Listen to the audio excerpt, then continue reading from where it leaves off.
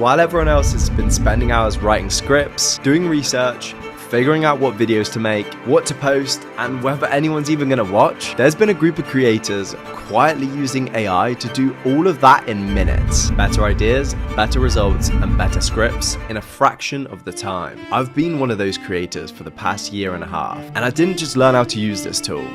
I built an entire content system inside it, from scratch, over 18 months of testing, refining, and figuring out what actually works. And I waited specifically for this moment when the price made sense for everyone before I dropped this. And today is that day. Here's what we're doing. I'm giving you the full YouTube content system course, free right now. How to use Poppy AI to find viral ideas, write better scripts, grow your YouTube channel, and make money with your content. 0 subscribers? It doesn't matter. Never made a video before? That too doesn't matter. No idea where to start? Don't worry, that's exactly why we're here. This is the YouTube and content cheat code, and today, it's yours for completely free. So let's get into it. Welcome to the YouTube content system. I'm so hyped to have you here. And because you've decided to invest in your business with long-form YouTube, I need to just open your eyes to the power of the information that you now have access to. This took me 4 years of trial and error to learn, and I'm about to distill everything that I've learned for you guys into a bite-sized, broken down, repeatable system. I know you want to see the numbers. You want to see quantifiable evidence that this is a good use of your time. So I'm going to show you my personal backend analytics, just so you can understand exactly what you're getting yourself into and exactly why I've built this entire program the way it's been structured. When I started making long-form YouTube tutorials, I was just a young entrepreneur excited to create content and share tutorials online of the different side hustles that I was creating. I didn't know who I was targeting, and I wasn't creating content as a marketing channel. I was creating content because I thought if I got enough views, I could go viral and make a career being a YouTuber. If you're a millennial or a Gen Z, you probably know that's one of the most sought after careers. However, when it comes to making money, that is the hardest thing that you can pursue on YouTube, chasing views for money. Here, I got 389,000 views and generated $1.3 thousand. I got 331,000 views and generated $1.3 thousand. Here, I got 448,000 views and only generated $1.1 thousand. Here, I got 400,000 long-form views and generated $1.2 thousand. Here, I got 400,000 views and generated $3,000. And here, I got 433,000 views and generated $3,000. A long-form, hyper-targeted tutorial got 400,000 active eyeballs and generated me $3,000. Now, some of you might think that's good. But imagine having 400,000 people that are specifically looking for a skill that you're teaching them, and your only monetization is $3,000 from 400,000 people. I was basically just shooting from the hip with zero strategy because I didn't have what you guys have, and I didn't have an offer, a product, and a monetization plan. Now, let me show you the difference once I understood that I needed to be selling a product in these videos and the revenue I was able to generate for far less views. We've got this video here, got me only 50,000 long form views, generated me $300, but on the back end revenue, I generated $664 at only 20% commission. Now this video alone, if I owned this product, I would have generated over $3,000 plus the $300 from my AdSense. So my 50,000 view video has already generated more revenue than 433,000 views. But that's the first example. The next example, this video got me 96,000 views. I was able to make $800 from YouTube AdSense, but this has generated $12,458 for this product, all attributed to this one video. You're starting to see the pattern here. That is 4 times the revenue with a quarter of the views. And it doesn't just stop there.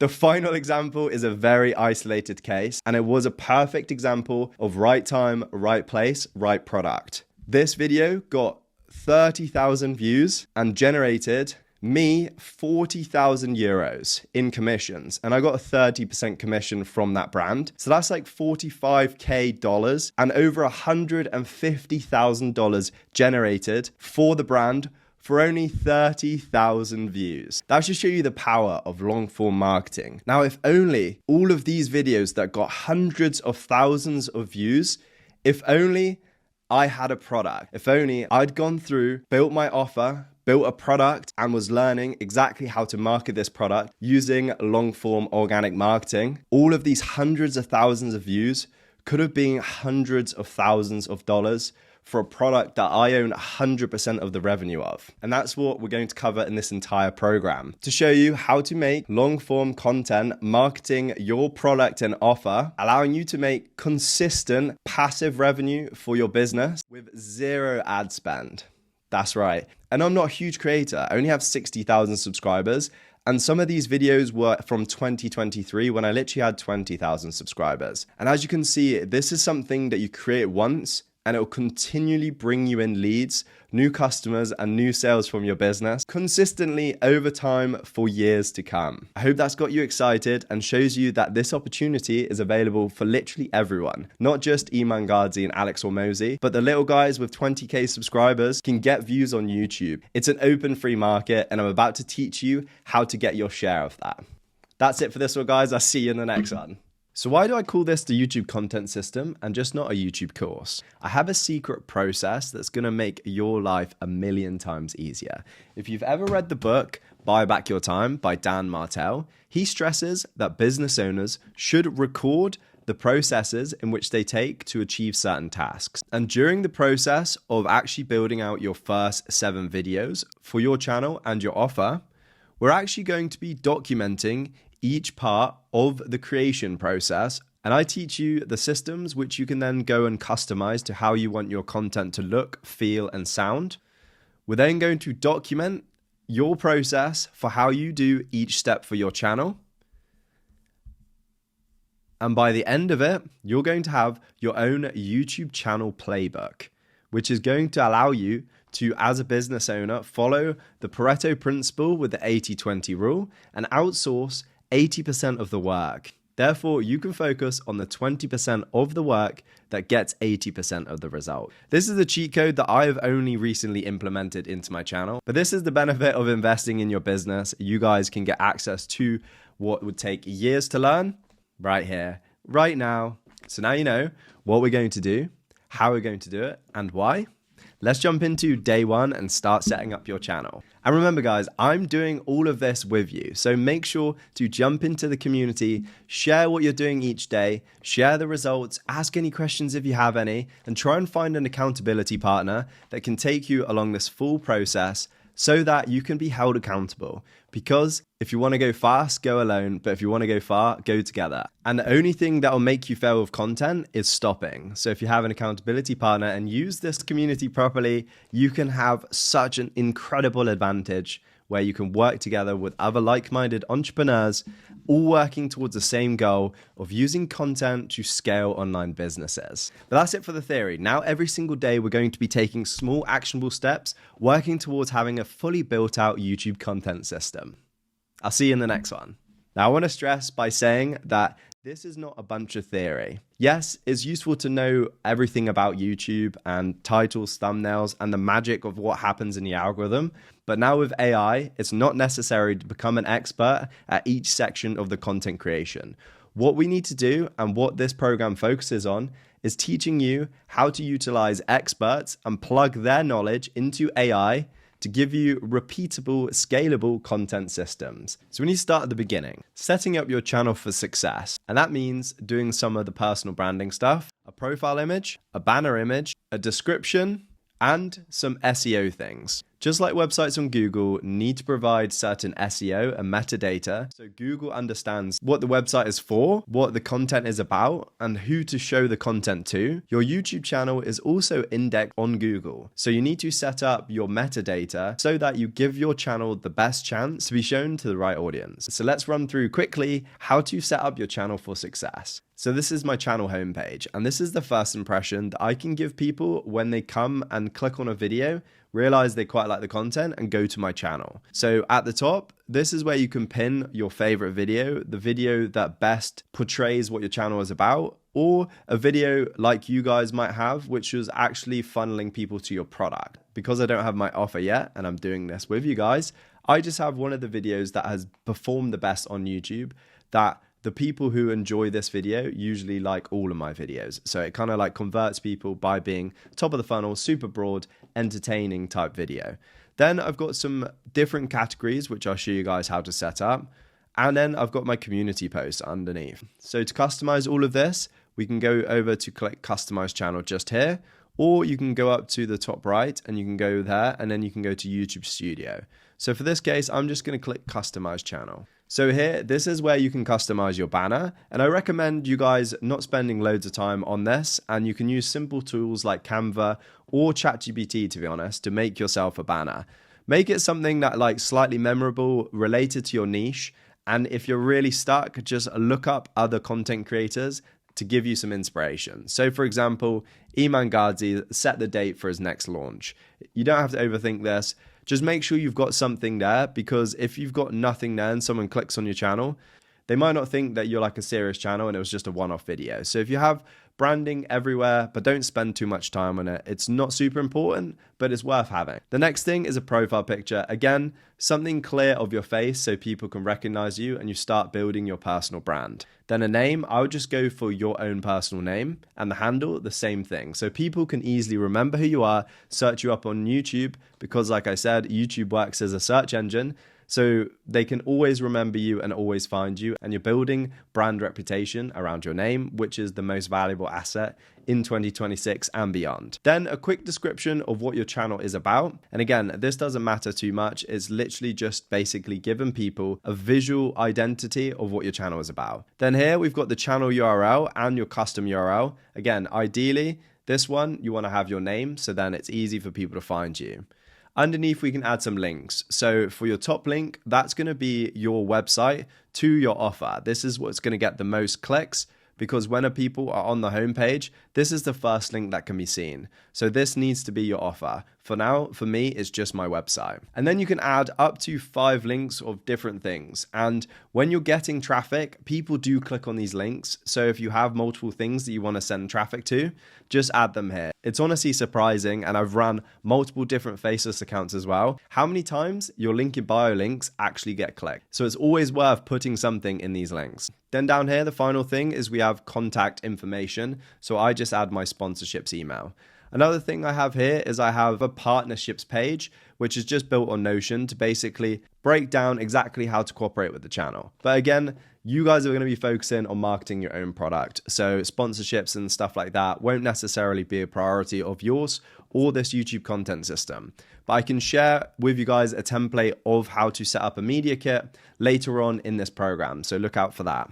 And this is what my sponsorships looks like, just in case you're interested. So it's basically just how I collaborate with brands. I give them some social proof and previous work that I've done with brands. Then I give them some information about the demographics of my channel, some screen recordings about the demographics of my channel, and then I break down the contract, the different packages, etc. of how to actually collaborate. So that's all like the visual stuff. So now let's go and look at some of the more advanced settings. We'll click settings down here and we'll open this up. Here we can choose our currency. Then if you click inside channel, this is where a little bit of the SEO comes into play. Now I can't prove how important these keywords are, but I know that YouTube works like a search engine. So they definitely do help with categorizing what your channel is. And if YouTube knows what your channel is about, it's going to try and show that to an audience that enjoys that topic. So adding keywords here is really important.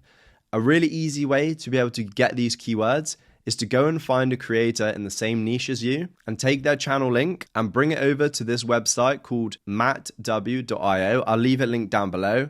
YouTube metadata. Paste their channel in the top bar, and then you can actually see all the metadata for their channel, and you can basically just copy it. So as you can see, all of Iman Ghazi's keywords are right here. So if I wanted to, I could just copy all of these and paste them into my own channel keywords, and that's it, done. I always try to add Jonny Shapland in there just because, again, it helps with search, which is crazy. I never would have thought it, but people actually go to the YouTube homepage and they search Jonny Shapland like new video. And so it helps make your channel searchable, especially with new channels. Sometimes it takes a while for your channel to get indexed and people won't actually be able to find your channel from the search. Next, let's click advanced settings. And here we don't really need to focus on anything. There's a couple things worthwhile noting. Automatic dubbing, make sure you've got that on because that massively increases your reach. That means that YouTube automatically will change the language of your video to a different language and make you speak a different language, which is wild. Everything else you can kind of ignore. This feature eligibility section is only really relevant if you've got an A channel. Unfortunately, some of these things won't be available to you until you've kind of proved to YouTube that you're not a bot, but I wouldn't worry about those. The next thing that's really important is upload defaults. This is something that's going to save you an incredible amount of time because you can actually have a template for what your description looks like. So if I pull up an example video from my channel, if I just go on my latest video,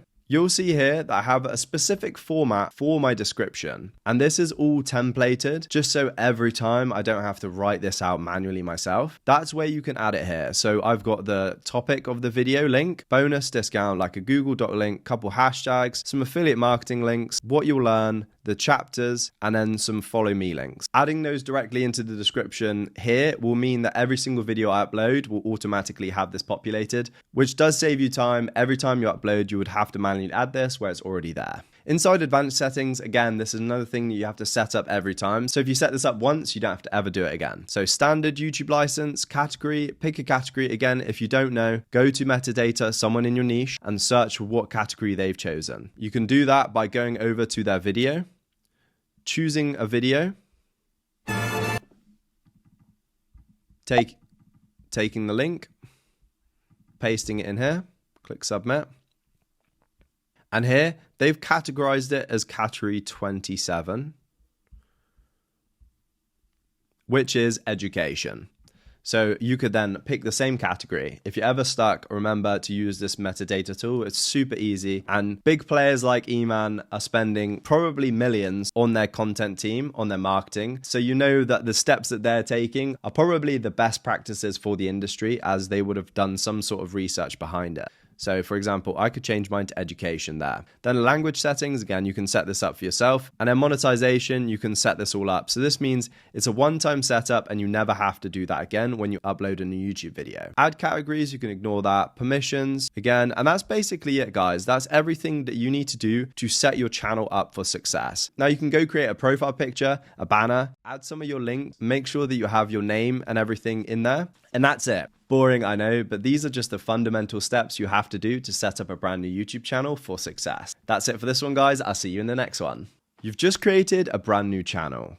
When you create your first video and you go and click post, will your video just get 0 views because you have 0 subscribers? How does the YouTube algorithm work? And how does your content get discovered? This is exactly what we're going to cover right now. And there are actually 2 ways your videos get discovered on YouTube. And one of those ways does not rely on any luck whatsoever. AKA everyone that tells you that you have to keep posting videos on YouTube for 10 years plus before you get any traction, it's all BS. Do not listen to it. Because one of the methods on YouTube to get discovered is just by answering people's questions, aka creating videos around trending search topics. So let me show you my analytics for 2 different types of videos that get discovered in 2 different ways on YouTube. The first method is the homepage. So this is called browse. And this is what those YouTubers are talking about when they say that you have to be posting videos for years and years and years to be able to end up getting discovered on browse. These are videos that YouTube is recommending. And so this is harder to get here because you have to have everything for this. You have to have good content, good thumbnail, good title, good packaging. It has to be engaging. People have to be able to recognize you, and you've got all of this competition right here to fight for the attention. I've had success with a browse video, but I don't typically target this. So let me show you the analytics of that real quick. This is one of my broader topic videos, because most of the time I'm answering niche questions on my YouTube channel because that's where I create most of my value and most of my revenue with my channel. However, this was a fun video that I wanted to personally create and it performed extremely well. So as you can see, if I deep dive into the analytics, 59% of the views, which this one got an insane number of impressions, 6.4 million impressions. If I could improve that click-through rate, it would be crazy. The important analytics stats are browse feature, 60%, suggested videos, 27%, and YouTube search, only 3%.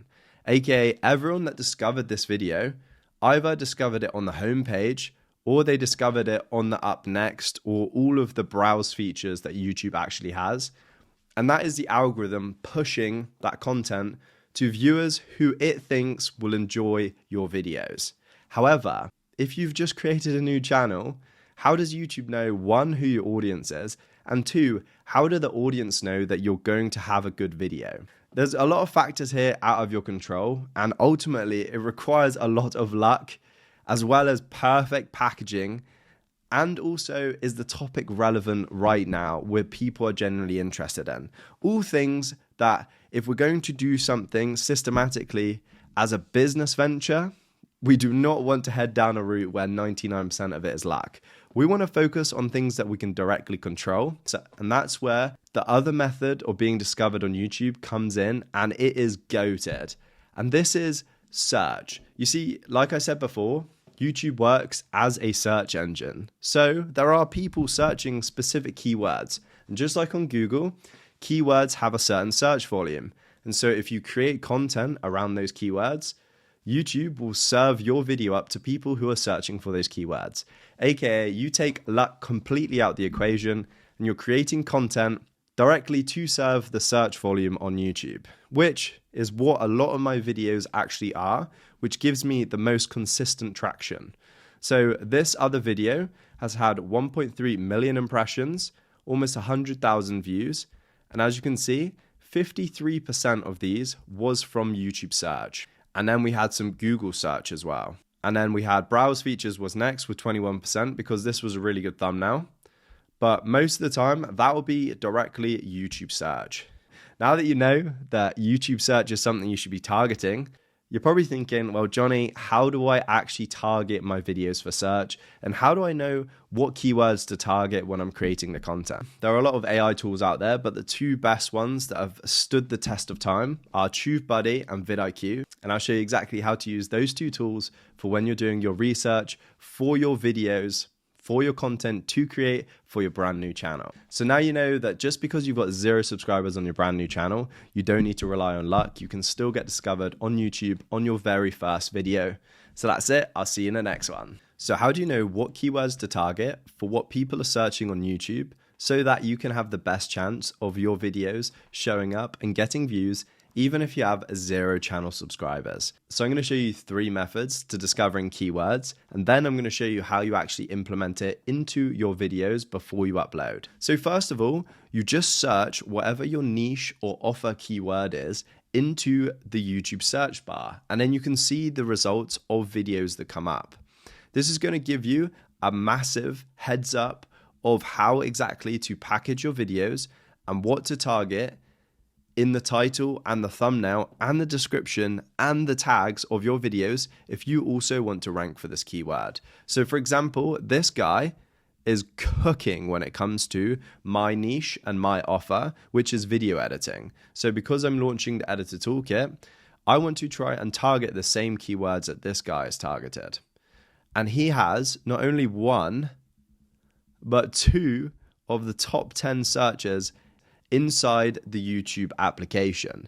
So now that I know that he's dominating this keyword, I can actually go in and click on his video and try and figure out how this guy, when there's so many people targeting video editing, is able to rank so well for his videos. And I recommend you guys do this too. When you're just going on YouTube, have a search about your keyword, your niche and your offer keyword, and have a think like, how has this guy got 1.2 million views on a video about editing when there's literally tons of other video editors talking about editing? So you'd go through and you'd break down. And the crazy thing is that there's nothing crazy about this. It literally just has the title. It has keyword in the description. It doesn't have any tags. And it's probably because this must be a huge combination of browse and search. So it's probably a bad example for this. But let's go away from the YouTube. This was just the free version. So the paid tools that I spoke about before is VidIQ and TubeBuddy. Let's jump into VidIQ and we're going to go and see the elevated version of what we just seen then. So here, if we search our keyword, we can actually see the top search results.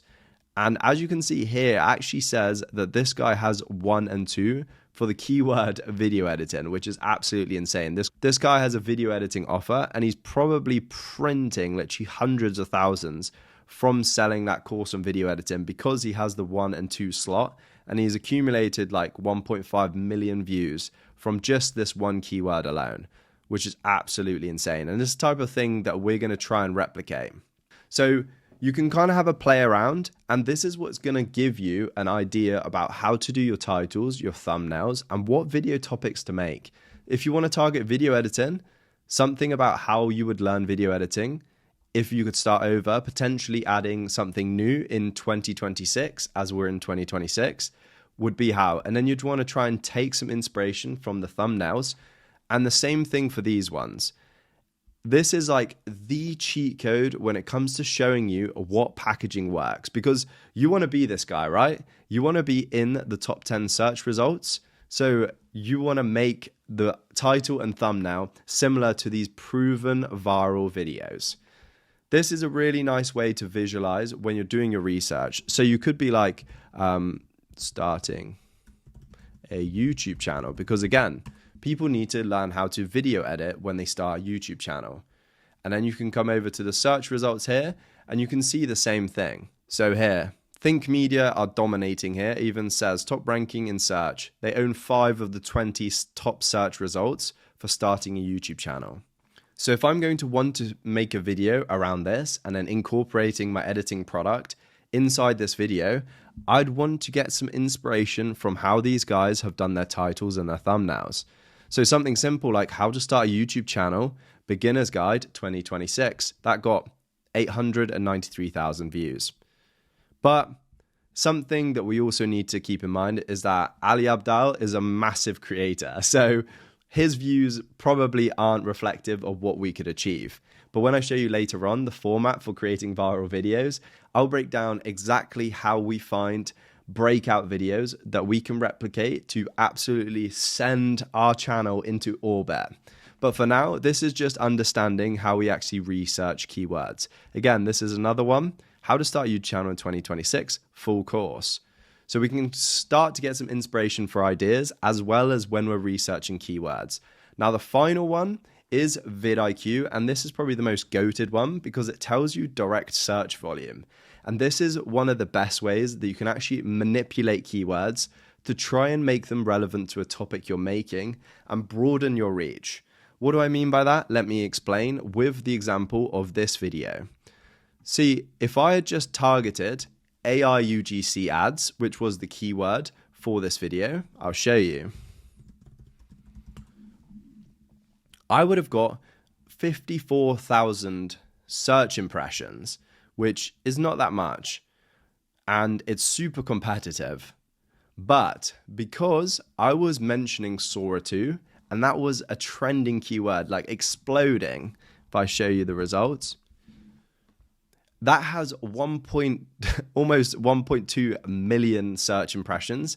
And look, this has dropped down 90%. This was literally at like 5 million search impressions, which is absolutely crazy. In fact, it was at like 10 million search impressions because it's dropped 90%.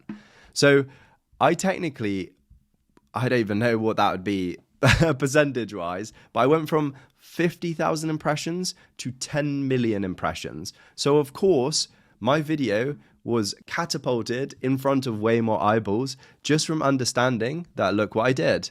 Sora 2 in there, Sora in my thumbnail, Sora in the first line of my first line of my description, Sora 2 in the first few sentences of my hook inside my video, And I also incorporated Sora 2 in the tags of the video. YouTube uses multiple reference points to index your videos under keywords. And so having it in your actual transcript of your video, aka what you say, having it in your thumbnail, having it in your title, having it in your description, it all tells YouTube that yes, this piece of content is about this keyword. So now if I go over and I actually look, I'm pretty sure I had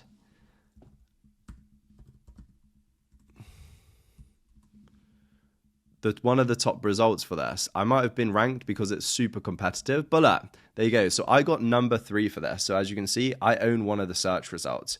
And that was purely because I actually went and just did the keyword research beforehand. I noticed that I could not only rank for AI UGC, but then also bump my rankings with Sora 2. So that's it. That's the 3 methods of being able to research keywords. And that's a little bit of a small insight as to how you can actually incorporate these keywords into your content strategy to be able to create viral videos that sell your products. But that's it for this one. I'll see you guys in the next one. So you have a brand new YouTube channel. How do you come up with your niche? What content types should you create? And how do you come up with video ideas? That's what we're going to cover in step 1 of the YouTube content system. First of all, we need to find your niche. If you already have a product and offer, then you typically already have your niche determined for you. However, for context, I'll give you the 2 options that typically normal people starting a brand new YouTube channel have in deciding their niche. Option 1 is the archaeologist approach. This is when you have a broad range of topics and ideas that you want to create content around, and it doesn't all necessarily fit into one simple, tidy niche. This is how I started my YouTube channel, and it's a good way of basically throwing out content onto YouTube and finding out what actually performs well and what resonates with your audience. This is a great way to start if you know you want to make a YouTube channel, you know you have passionate things you want to share or information you want to share, but you don't necessarily have a strategy or a direct plan, aka you're an archaeologist. You're kind of feeling around in a broad area, hoping you find something that works. Then you have your niche and everything determined for you once you've thrown out a bunch of video types and found what works for you on YouTube. Option 2 is the architect approach. And this is the approach you take as a business owner when you already have a product and offer. An architect has a direct plan. They have a strategy for the exact niche they want to go into and the exact videos they want to make because they know exactly who their target avatar is, aka they know who their dream customer is and they know what content their dream customer consumes. So therefore, they're going to create that because they want to put their product in front of as many eyeballs of their dream customers as possible. This is the approach that we're going to take for the YouTube content system because, like before when I said about targeting search and taking luck out of the equation, with a content strategy and a direct understanding of who our viewer is, we can create content specifically to target those viewers, and therefore you can have the highest chances of getting sales for your product. So now you know the 2 methods of finding your niche, and you know that we're taking the architect method. What are the different content buckets, aka the styles of videos that you can create? The first type is evergreen content. This is content that's going to last years. It's not viral, it's not seasonal, and it's not newsworthy. It's specific things that people are interested in and they're always going to be interested in. For example,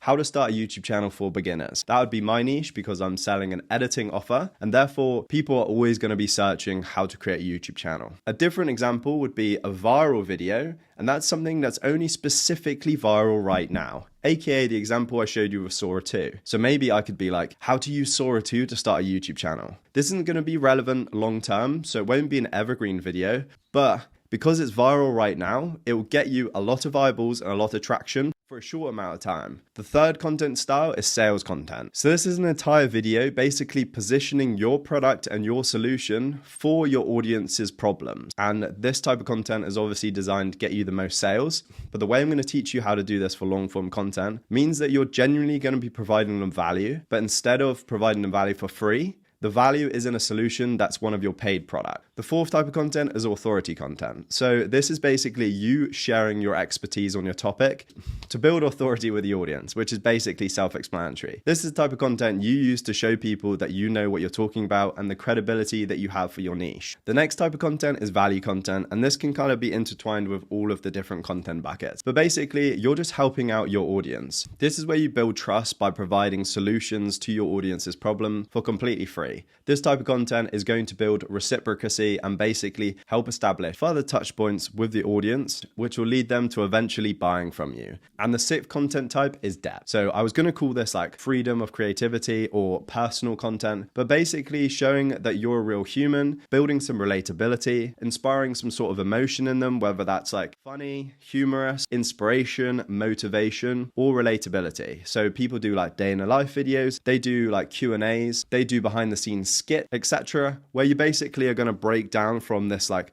authority figure on YouTube, creating viral trending content, showing people that you're also a real person. This is going to break down more barriers, add more touch points, and build further trust with your audience. So next, I'm just going to quick fire over some content ideas and then show you how they relate to the content bucket. So FAQs, problem solving, and how-to videos. These are really good for showing authority, providing value, and for sales content. You're basically showing them a step-by-step process or answering direct questions that they have. Historically popular videos. So these more about evergreen content and maybe viral content. These are videos like my example of how to start a YouTube channel. You know that these are proven frameworks to work on YouTube, so you can tap into these content ideas to basically tap into this evergreen market, knowing that people will always want answers to this question, and therefore you're going to provide videos covering these questions. Breakout and trend. These kind of go into the same category, where it's basically what we discussed in the viral content ideas. So these are like trending keywords, trending topic,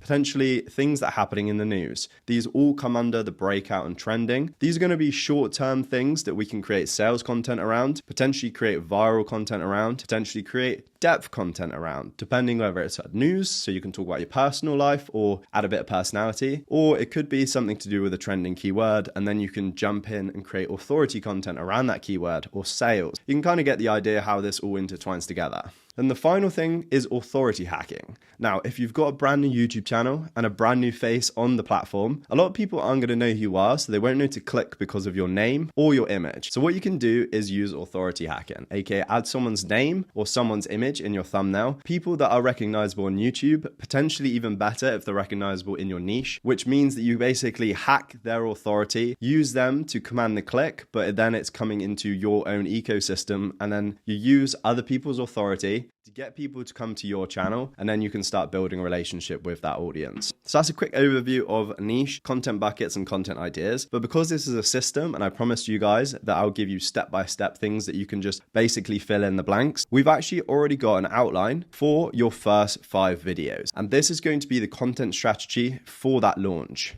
Video 1, we're going to introduce authority piece and establish credibility. Video 2 is high value tutorial or how to. Video 3 is going to be a common mistake or problem solving video. Video 4, behind the scenes or personal story. And video 5, call to action, focus, lead magnet / service. So these are going to be intertwining the different content buckets and the different content ideas. And as we do the research for each one of these videos, you'll see how everything pieces together. But this is going to cover all the basis for a perfect channel launch and for you to try and get the most amount of touch points for your dream avatar, which will lead to the most number of sales. So that's it for this one. I'll see you guys in the next one.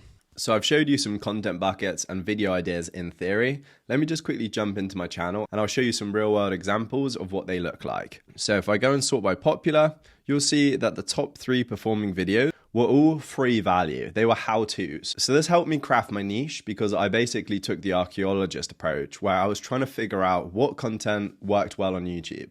And I found that I could break down these editing tutorials about social media, about building faceless pages, and about content creation in general. These performed really well. They were evergreen content because I was talking about growing an Instagram theme page, podcast clips, and creating those talking head viral AI characters. So all of these kind of come under the bucket of free value. They build a little bit of authority, but it's mainly authority in the teaching it, but not credibility in the fact that I've done it myself. So that's when the second type of content comes out, the I tried or the I made. So this works well for my niche, and for if you run a business, you can do like a I did X for X amount of time. And this builds huge authority because you're not only teaching them how to do it, but then you're actually proving that you can do it yourself. And this is a viral video format as well. So this is proven to be an evergreen topic where it is, I made a secret X to prove it's not luck. And so if I go on YouTube and search that, I made a secret to prove it's not luck. You'll see that this time and time again blows up. I took inspiration from this guy, but he used it for YouTube, whereas I changed it to be about TikTok. But we'll talk about that in the research phase. The next type of example I want to show you is depth. So this is a personal story about me building my e-commerce business. There wasn't any viral keywords around this. This wasn't built around a question that my audience would have, but this is just showing my personal journey and experience through building an e-com brand over 4 years and kind of like building a storyline for my channel. Another example of personal brand building and storyline, but with some authority hacking, is this video. So I tried Andrew Huberman and Iman Gadzhi's monk mode routine for 45 days. So this was a personal challenge. So it's obviously not massively answering the questions of my audience because it's nothing to do with social media, content creation, or editing. But it does have the huge trending topic of Andrew Huberman when he was talking about health protocols and Iman Gadzhi's monk mode, which obviously loads of entrepreneurs does. So as you can see, it's a broader topic. It doesn't necessarily help my audience in the case of solving their problems, but it's a good way of actually building some personality into your content, because at the end of the day, especially now more than ever, AI content creation is getting better and better and better. And so if you don't build storylines and personality into your content, it's so easy to be replaced. If you're just value only, value will be commoditized and AI avatars will just completely replace you. So it's important that you remember to add some sort of personality into this so that you can build those raving 1,000 fans, and they're going to support you for you as well as for the value that you can provide. And an example of a viral topic would be AI history videos. So at the time, these AI shorts were literally blowing up. So what I did is I combined a viral topic with a how-to tutorial, and I was able to provide value on an extremely trending topic and gained an insane number of views for my channel. So I hope that kind of like shows how you can implement the different content types and the video ideas for your channel and the specific purpose that they play for building your personal brand on YouTube. That's it for this one, guys. I'll see you in the next one. What is one of the #1 reasons why a lot of businesses fail? Because the founder spends all his time developing a product without seeing whether the marketplace actually wants it. And that's the same thing with YouTube videos. You need to know what your title and thumbnail is going to be, which is called the video packaging, before you even script your video. This is the most important thing, because it's just like a founder developing a product without testing it in the marketplace. If you start creating the best scripted, filmed, and edited video you possibly can, but you don't have an idea for a title and thumbnail, you're literally just wasting your time. But don't worry, I'm going to teach you the cheat code to finding viral title and thumbnail ideas and how to repurpose them for your own niche and content. Just like the rest of the system, this is going to take luck out of the equation, and we're going to be using the timeless principle of good artist copy and great artist steal. Now, I know a lot of social media gurus talk about stealing viral formats, but the reason is it's because it works. And look, what do we want? Do we want guaranteed results, or do we want unique creativeness? I'm not saying go ahead and steal people's full videos, but stealing a title and thumbnail that worked for your niche,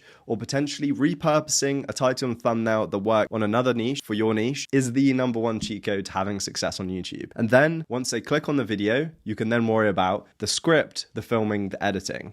But without a good title and thumbnail, you may as well not bother. So now, let me show you the framework for finding viral video packaging. And this is the exact same method that I've came up with all of these title and thumbnails for my product launch. And this is the goal for you today, is to be able to have 7 videos, titles, and thumbnails. We don't need to worry about what the content of the video is. We just need to know what the video is going to look like, what the packaging is going to be, and then the rest we'll sort out later. So to do this process, we need 2 things, a Google Doc and YouTube, and that's it. We're going to go over to YouTube and we're going to search keywords and different phrases for our niche.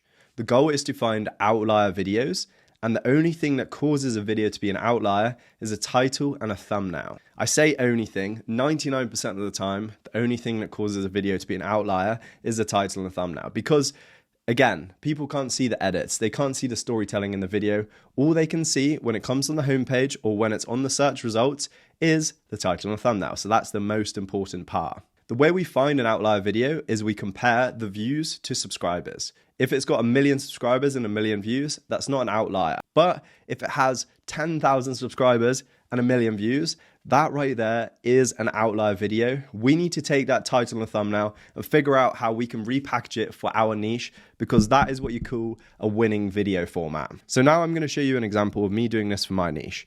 So I'm going to say beginner YouTube channel. And then I'm going to scroll down. What we want to do is we want to go down. We want to go to filters. We want to search by view count.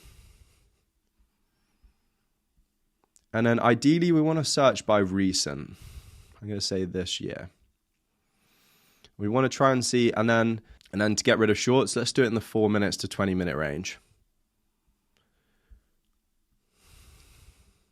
So this one here, but this is a Hindi channel, I believe. So ignore these ones.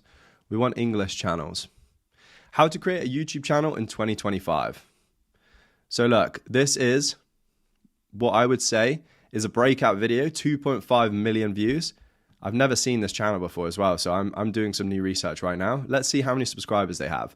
And 167,000. So boom, I have found my first winning format. That is a 20x in views compared to subscribers, or a 15x in views compared to subscribers. So what I'll do is I'll literally screenshot this, come over to my Google Doc, drag and drop this inside the doc, and boom.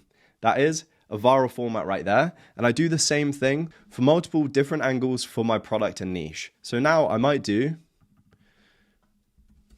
learn editing and have a look. And then I'll do the same filters. View count, 4 to 20 minutes, and this year. And then we'll see how to add motion blur to gameplay. So I mean, this could potentially be a really niche tutorial, but it seems like a lot of people want this. So again, this is a really unique way.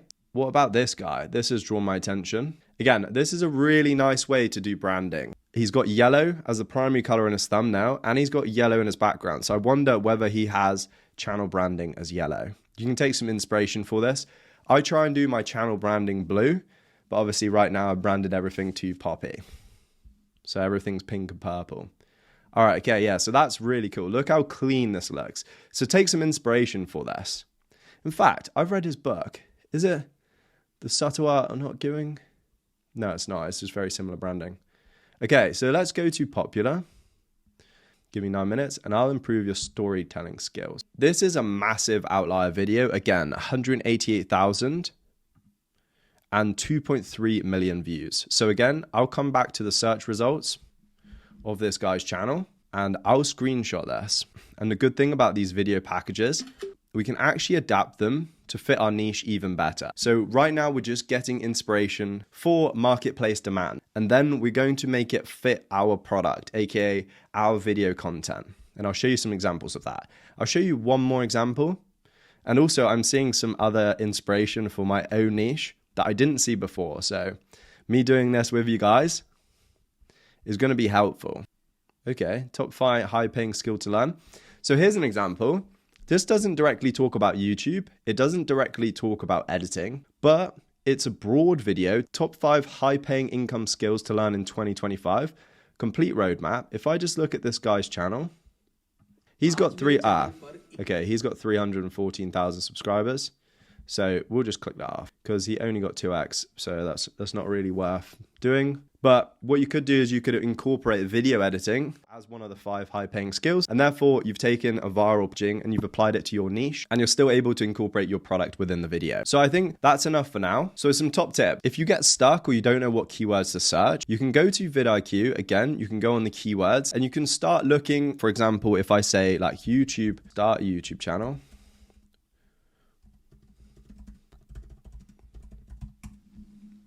You can then look at related keywords and you can try and see if there's any broader ways that people say it. So look, how to create a YouTube channel is a better way of wording it than start a YouTube channel. So then I might actually take that exact search phrase and I'll bring that over to YouTube and I'll put that in there and see what that brings up. Then I'll do the same filters. Okay, and now we've got very similar things. We'll see how to create a perfect AI videos. That's probably Hindi. Dark reality. Why YouTube channel? Why 99? Okay, so cool. We've now got a brand new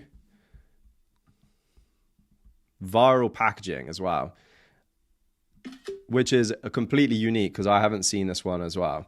So boom, this is going to lean on the sort of like why people fail. So this is like a negativity title, and there's a bunch of inspiration for titles actually inside this training here. And you guys can get access to the Notion down below. But one of those things is like the curiosity and fear, warning or stop or X mistakes when you, these are all frameworks that you can apply. And when you go through and do this research process, you'll see how a lot of the titles that have gone viral follow these title formulas. So now your job is to go through and do this for your niche. You want to get probably like 20 videos in your Google Doc, and you want to get some ideas of channels that have breakout videos for your niche. And you want to make a tab, maybe not 20, maybe 7, but this is basically getting you understanding what good videos in your niche look like, and then what viral breakout videos look like, and also some of the biggest creators in your niche. Because again, this is going to massively help you when you're doing research in the future for your videos. Don't let this take too long. Don't overthink it. Literally just go through, and as you're researching, okay, look, here's another example. 14 things. How many views does this guy have? 270. So that's a 4x. So again, that would be a good video to remake. So now your goal is to try and get at least 10 videos within your niche that have outlier title and thumbnails, and put that all inside a Google Doc. This is going to allow you to start understanding your niche, allow you to understand the outlier videos, and allow you to start brainstorming your 7 videos that you're going to be building out in the system. So go do that, and I'll see you in the next one. Spending over $10,000 on YouTube courses, what is the number one thing that every single person recommends when starting a brand new channel? I'm going to cover the strategy of everything that you should do when starting a new channel, and also a couple of the don'ts. First of all, starting off with a channel launch. You see, like all other businesses, launching a channel is no different. You need to have that injected momentum when you start a YouTube channel, and these are the reasons why. First of all, for some reason, if you end up being YouTube's favorite and your first video blows up, and your YouTube channel is sat there for weeks potentially with just that one video getting views, you're missing out on potential cumulative growth of your channel straight away because you only have one video there. So you need like multiple touch points to sell your products. Long form content is a little bit better because you have a longer time to build a connection with an audience, to convert them over and turn them into a sale. But you still want to have as many opportunity as possible for people to go through your different videos, to try and have as many touch points with them as possible, to actually sell your product to them and to solve their issues, to form a relationship and to gain their trust. So many of the best YouTube courses recommend that you do a channel launch. So this isn't going to be any different than that. The second reason is not just about getting views and cumulative growth when you launch and potentially your first video does well, but it's also about getting those first reps in. Because let's face it, everyone to a certain point has some expectations of how good their content needs to be before they want to post it. And if you say, I'm going to make one video and then post it, of course, everything's going to take 10 times longer. You're going to have your bar 10 times higher, and you're instinctively just going to want to make that one video take as long as possible. However, if you tell yourself that your goal is to make 5 videos, you're going to have to do things faster. You're going to have to get the reps out faster, but also you get an opportunity to repeat the same part of your process 5 times in quick succession. So you're just naturally going to get better as you do the same thing over and over again, which is, I think, probably the most valuable thing for when you just start a channel. Because honestly, the YouTubers that say it takes 10 years of posting videos to be able to get lucky and blow up, actually, they're referring to the fact that every time you post a new video, you're trying to improve. And over time, as you work on any skill, you're going to get better as you improve. And therefore, all of these things that you're doing to actually create the videos, you're going to refine, you're going to improve, and then that in a whole is going to make your videos perform better. And so that's why in 10 years' time, like Mr. Beast, he finally figured out how to do titles, thumbnails, scripting, editing, etc. So this is what we're going to do. And this is going to be our strategy to kickstarting your brand new YouTube channel. And I'm going to be doing the exact same thing with you guys. Now, I've kind of cheated a little bit because I've had to go and actually do the research for my video before I actually started this content system and training for you guys. But I'm going to actually still show you guys the exact process that I took to go and research and come up with each one of these video ideas. And if you just watched the video before about keyword research, it wasn't too different to that. However, there are other strategies that I have incorporated that are in the viral video section later on when we're doing the research and scripting part. So that's what the overall plan is for starting your YouTube channel. We're going to do a channel launch, 5 videos in 5 days to get the reps in, to allow us to have content on our channel up, and also to reduce your procrastination and improve your skill set rapidly, because you're forced under pressure to get good at this and do the processes multiple times. Now, a couple of things that you should note that you should not do. Number 1, you don't want to tell your friends and family about your YouTube channel. I know it might seem like a good idea to try and tell everyone about your YouTube channel, but trust me, it will only hinder your progress. Why? Because your mum might click on your video and watch your video because you're her son. But the algorithm is trying to get an understanding as to who your audience is. So if your mum then clicks off and watches baking videos or watches nature videos or watches, I don't know, the latest news, it's then going to think that, maybe I'll show other people who watch baking videos or nature videos, because they think that for some reason your mum is the target audience.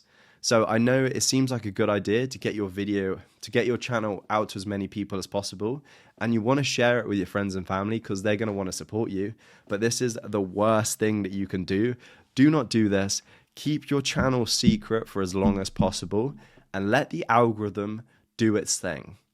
That's, again, we give the algorithm enough content by giving it 5 videos, all with the same keywords, the same topics, and this is going to really help broadcast to YouTube, hello, this is a brand new channel in this niche talking about these topics. And then it's going to try and find your audience.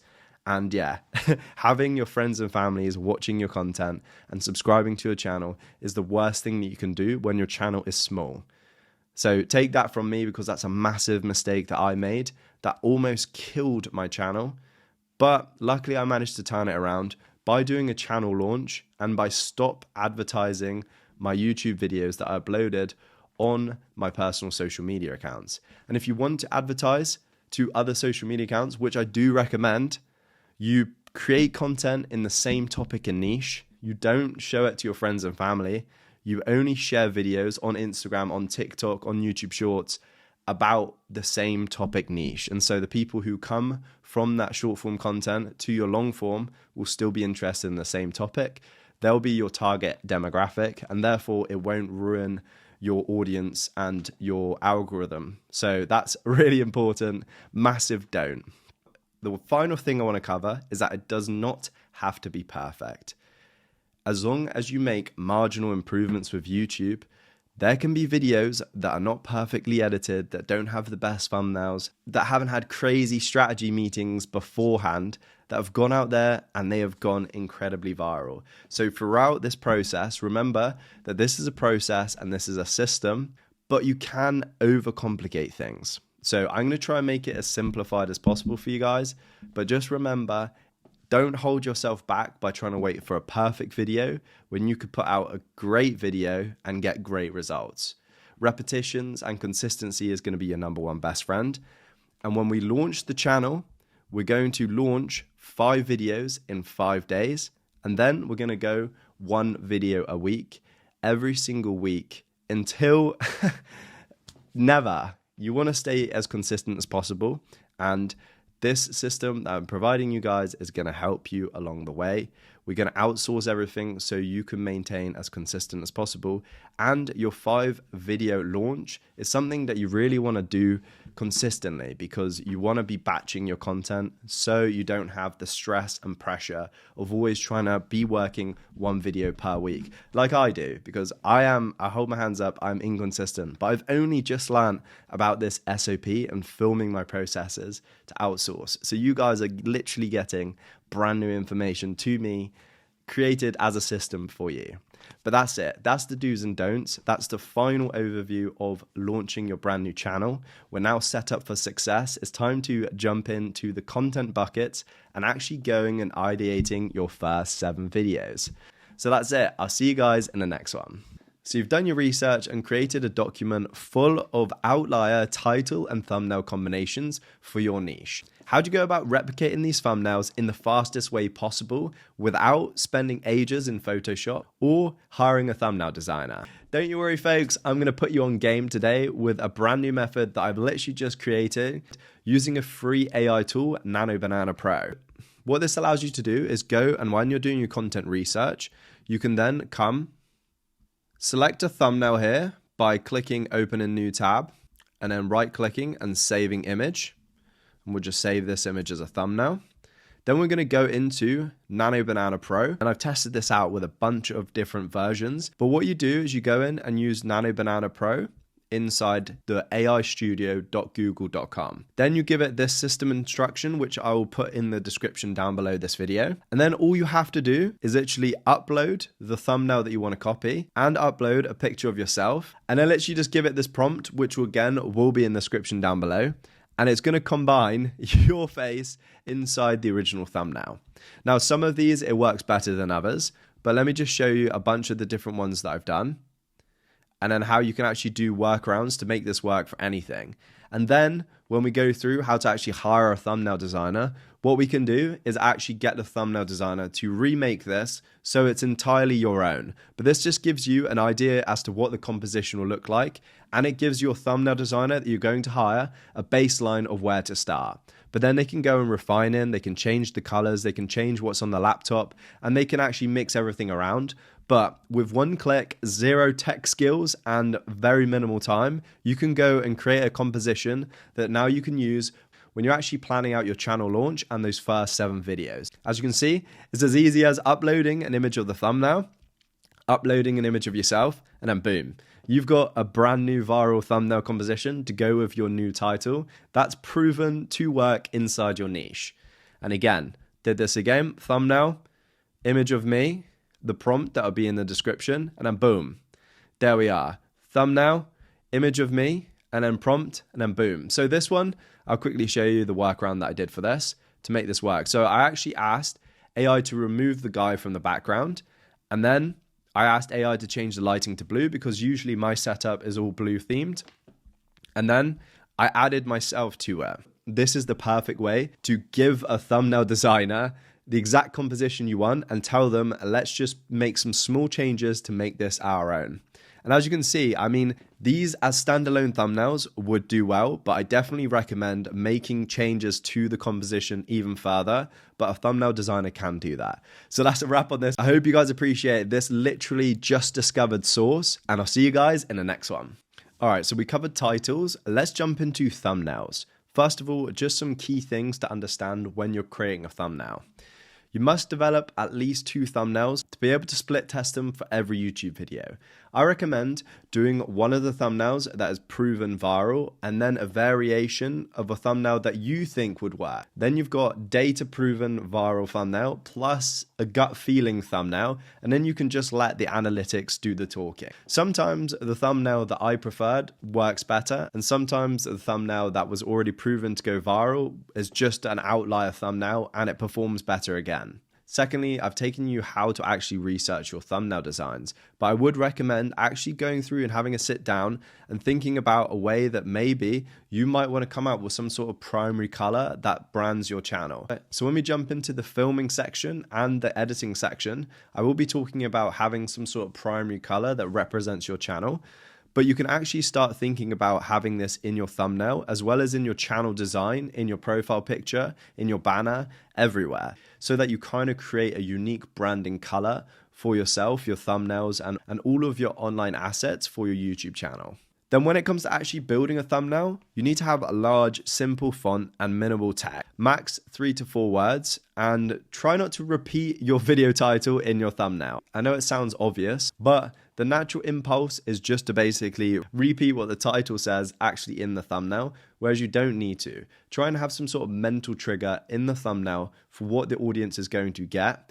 These are what work best, but again, when it comes to creating thumbnails, I honestly would recommend as a beginner, just go and follow the method of stealing like an artist, because it's impossible to know what to create when you first start. And then as you're going through and you build more reps of actually creating videos, creating thumbnails, and having more time on YouTube, you can start shooting from the hip a little bit. And if you have a gut instinct that a thumbnail is going to do well, then you can try it. And remember, always use the proven thumbnail and your gut instinct personal design as an A/B test, because you don't want your personal emotional attachment to a design to ruin the performance of your video. Another thing, your thumbnail should obviously incite curiosity and be relevant to the content of your video. That's obvious. And a good telltale to know your thumbnail is good is that you can tell what the video is about just by looking at the thumbnail. So I want to cover a couple of my thumbnails, because typically my thumbnails are not what you would describe as like quote unquote like the type of thumbnail that you should be creating, but some of them have worked really well. I want to kind of tap into the ones that have worked really well and then the ones that aren't working so well. First of all, this one here. Now, this thumbnail here took me so long to design, and I personally designed it because I had an understanding exactly about who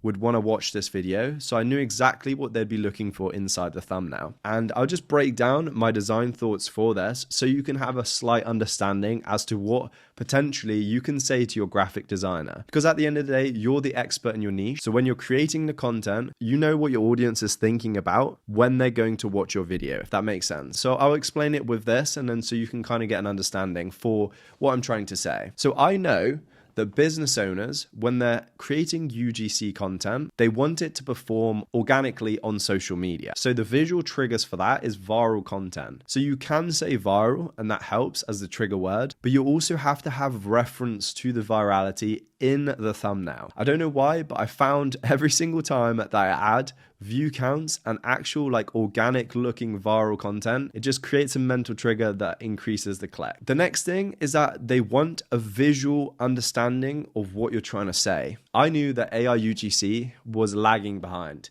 It wasn't as good as it could be, and all other AI content was literally doing so good. And the problem is the best UGC ads perform so good because of the human element. So I was trying to reflect the fact that you can actually take what's good in the human element and you can steal it, recreate it using Sora AI, and you can go frame for frame, which is exactly why I use this frame, and this frame, and this frame.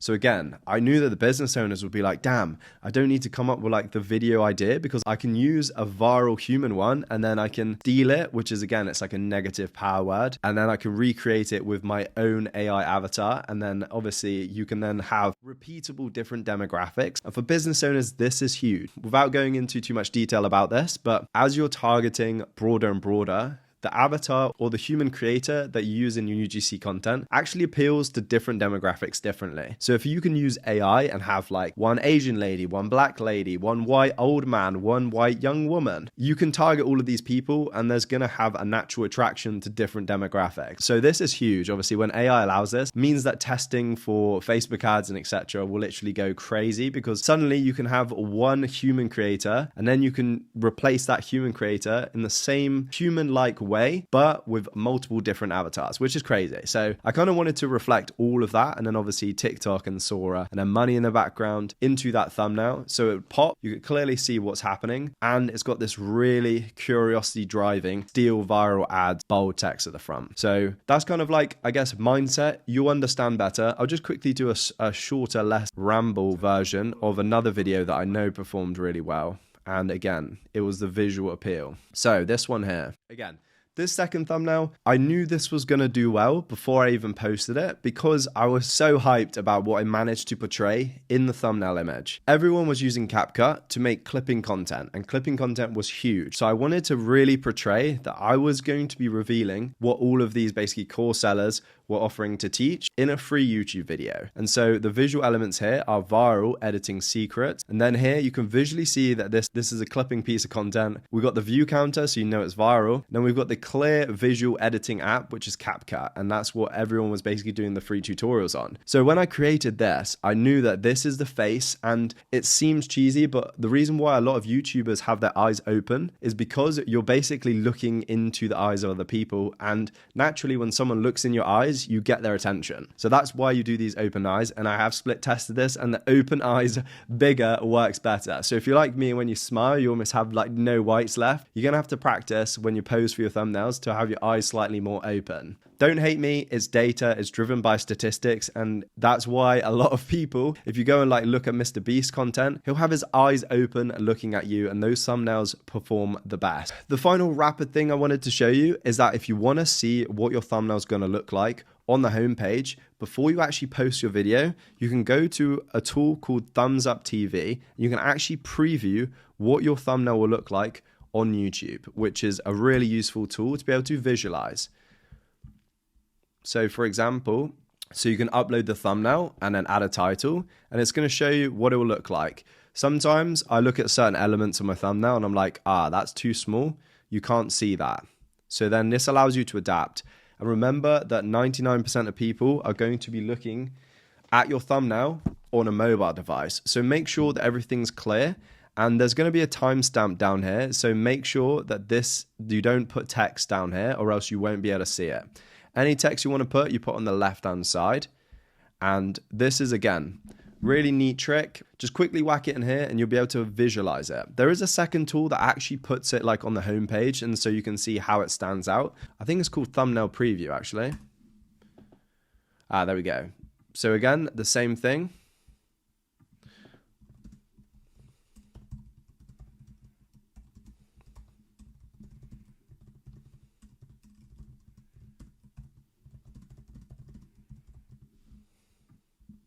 So you click preview, and then look, it actually puts it on the homepage, so you can see how it stacks up with other videos.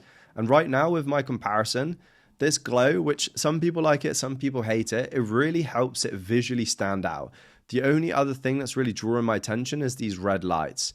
So again, this is a really neat trick that you can use to basically see, right, would I actually click on this thumbnail yourself? Can I see everything in the thumbnail? And if you can't, if there's any mistakes, and always make sure to check on tablet as well as mobile device. Sometimes you'll notice something that you didn't notice on PC.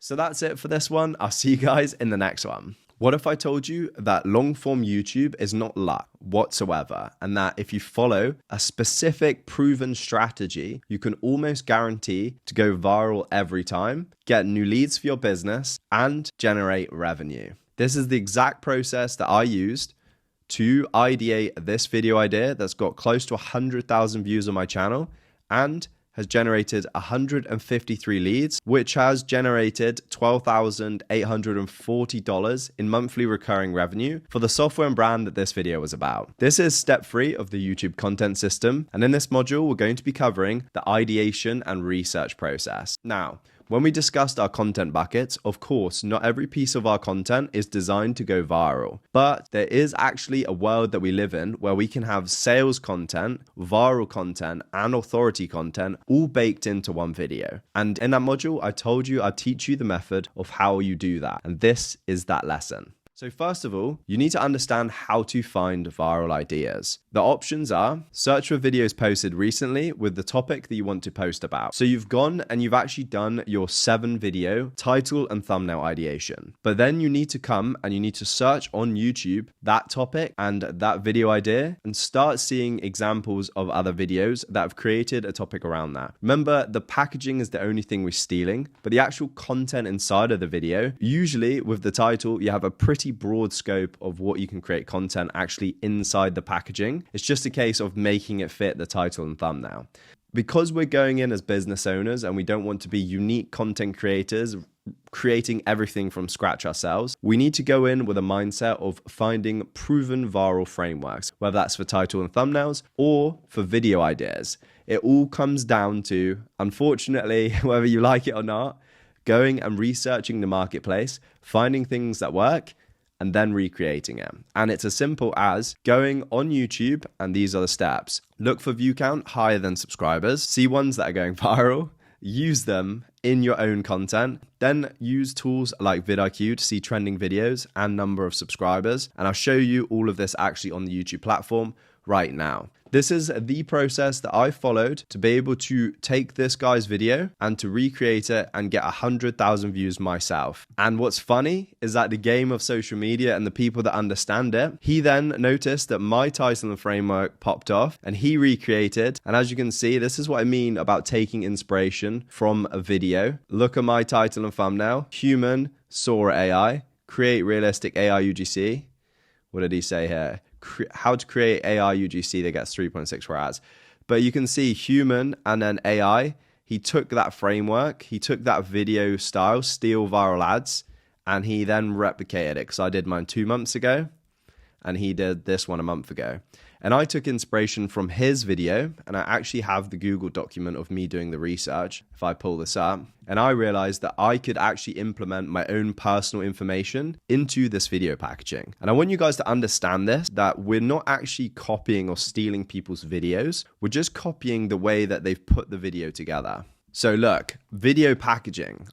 When I was researching for this exact video, they got 100,000 views. I noticed that this guy had 14,000 subscribers. At the time, he literally had like 700 subscribers, and that video had 7K views. So that was a 10x multiple. And now I think the ratio stayed the same, 140K and 40K. So it still stayed the same as a 10x multiple, which makes this a massive outlier video, which is why I jumped on that and I screenshotted it. And I was like, people like the way that he set up this title and thumbnail. And so I took massive inspiration from this. I then reinforced the fact that, damn, okay, so we've got a viral thumbnail and proven outlier. Then I used VidIQ, and I'll show you guys exactly how to do in a minute. Then I looked for another way that I could get even more virality than him by authority hacking a trending keyword. And that's where I searched Sora 2, and as you can see here, had 3.7 million impressions. I then also searched AI UGC, and you can see this is so much smaller, only 74,000. But this is where it all changes. I had my own value to provide inside the video. So I just want to elaborate on the fact that we're taking the title that works, we're taking the thumbnail that works, and we're taking like the outline and what they're saying in a video, and then we're actually trying to build on it, improve on it, and provide our own personal value. So I ran an e-commerce business, and so the AI video was talking about recreating viral videos, and I had proof of me actually doing this. This was a competitor brand, and then I literally recreated their video bar for bar to prove a point and got 1.2 million views on TikTok. And then on a second brand account for my ecom brand, I recreated the same video again, basically bar for bar, and I got another 400,000 views. So I can then come in and be like, look, I've done this with my own personal ecom brand. I've gained 1.6 million views by doing this method. And now instead of me actually having to go out and film this video and then recreate it, you can just use AI. So that was my personal value that I added to the video. So as you can see, where I've stolen the packaging because I know that people are clicking on the way that that's been formatted, but I'm providing my own value into the marketplace by reaching in on my own experiences. So when you're researching, I know a lot of people hate on the fact that when you say like stealing content, steal like an artist, steal viral proven frameworks, it all sounds like just trigger words, right? But this is what you need to do to play the game of social media, and to play it where you remove luck and you almost guarantee your own personal results is by stealing packaging. So right now I could go with you guys and I could go and start looking on social media, and I'll show you exactly what my research process is. So for example, right now, my video topic, I obviously want to do video editing. So I'm going to search I know that there's sub videos within my niche, and when you guys were doing your 7 video research, this is another thing that you can do. So sub videos, I might do like AI B-roll, because I know people who want to edit, they want to look at tutorial. They want to look at like other ways that they could be incorporating AI into their editing. So then I might look and be like, AI video generator? No. Unlimited B-roll, no.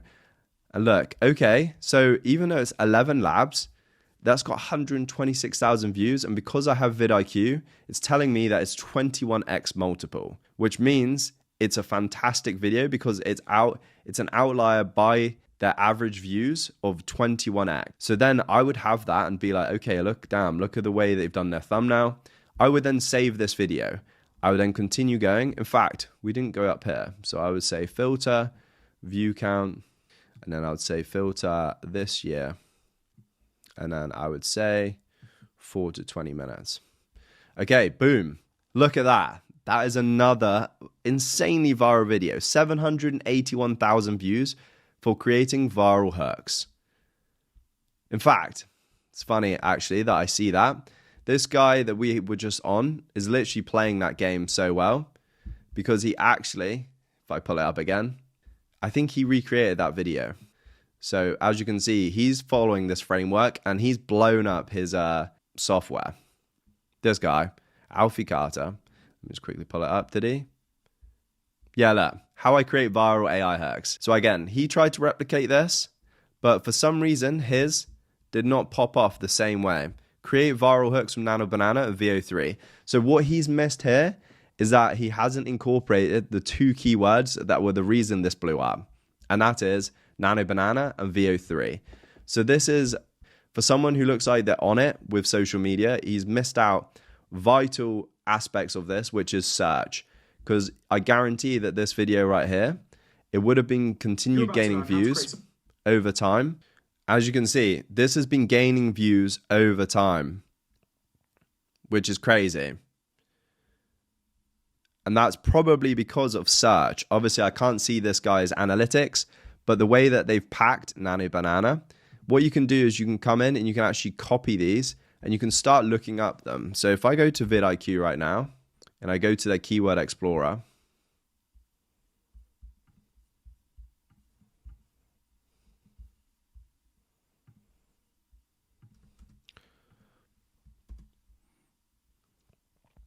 and you can see, look, 700,000 impressions, and this has dropped down 80%. So that was a viral trending keyword, and he's now ranked for it. And I'm sure if I look for those exact keywords, he's probably ranking on search for that. So these are the types of things that you want to be doing inside your niche. You want to go and start researching, right, what ideas, what topics are outlier topics, what title and thumbnails are being used repeatedly, how are people packaging things, how are people framing things, and then we're going to actually look at the keyword version. So I always recommend that you start on the platform in your niche and you start looking, right, let's see, why is this video blowing up?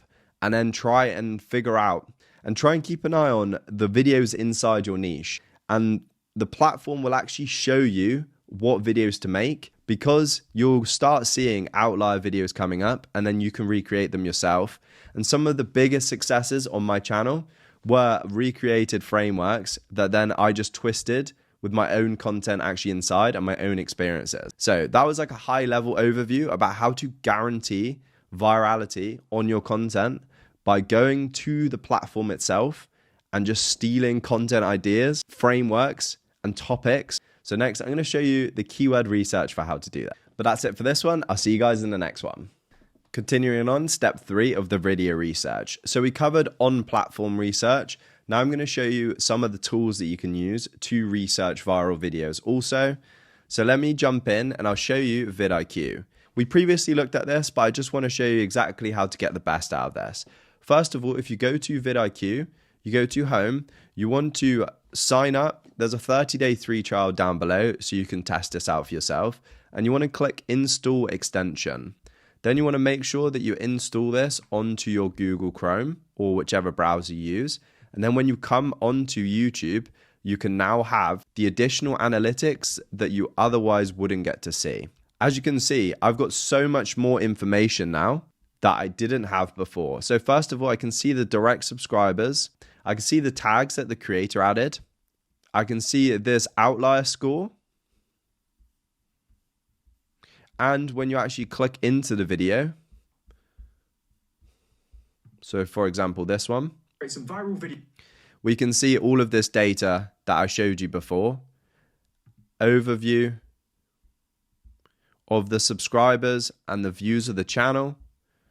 The VidIQ SEO score. They show you channel tags as well as video tags and allows you to instantly download them. So this is probably like one of the best tools when it comes to researching, because it literally offers up all the information you need on a plate. Building AI. So for example, I go onto their channel now and we can actually see things such as top keywords.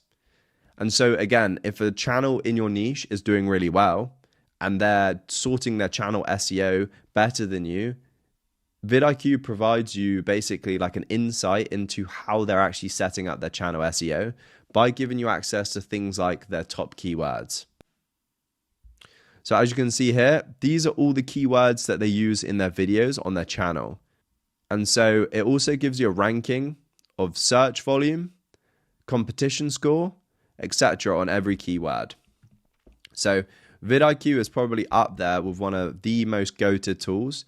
And then the next best thing you want to do is you've come here, you come to YouTube, and you found, let's just say, create viral 3D animations with ChatGPT and VO3. You then take this video idea and you come and you copy the entire title and you come over to VidIQ, and we're going to put this inside VidIQ. We're then going to say related keywords, and it's going to give us a list of related keywords. So here it's going to show us that Google VO3, 100,000 search volume. Competition, medium, so that's good. AI video generator, 400,000 search volume. Again, medium. Is there any higher ones? AI news, 1 million. That would be hard. I'm surprised it doesn't say high. AI animation, 244,000 searches. AI animation tutorial, a bit lower. So then we want to basically organize by search volume. And we're going to see here, AI video, free AI video generator, make money online, AI video generator, VO3. So now we can get our brain basically firing as to what keywords we should potentially be incorporating in our video title and in our video itself to make sure that we can try and rank for that SEO, so that we can take advantage of the fact that all of these people are searching for this keyword on YouTube. So that's kind of like the second rapid strategy about how to actually implement keyword research. So you've done your video research on platform, and this is how you do keyword research. Now, I just want to give you another example for something completely different. Is I can be like editing tutorial. In fact, I'll do something completely out of my niche. What would be a useful niche there? Let's just say baking. Something that's in the finance, in sort of like making money. Let's just say e-com, right? E-commerce, software. Let's just search a random video, and then I can do the brainstorming so you guys can see how I would do the research for this. Best platform, build, manage, grow. This is a perfect example, right?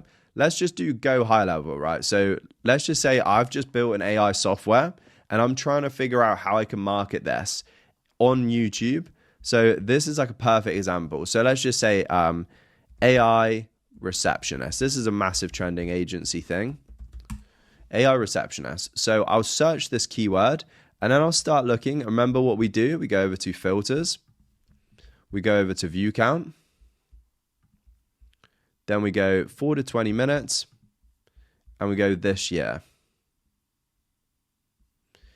And now I can start seeing how people actually package the content where they're talking about this.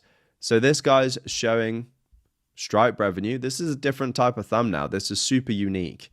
And he's had success with this.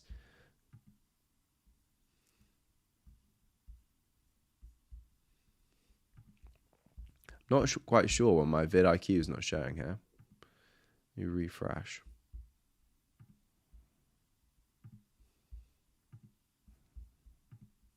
There we go.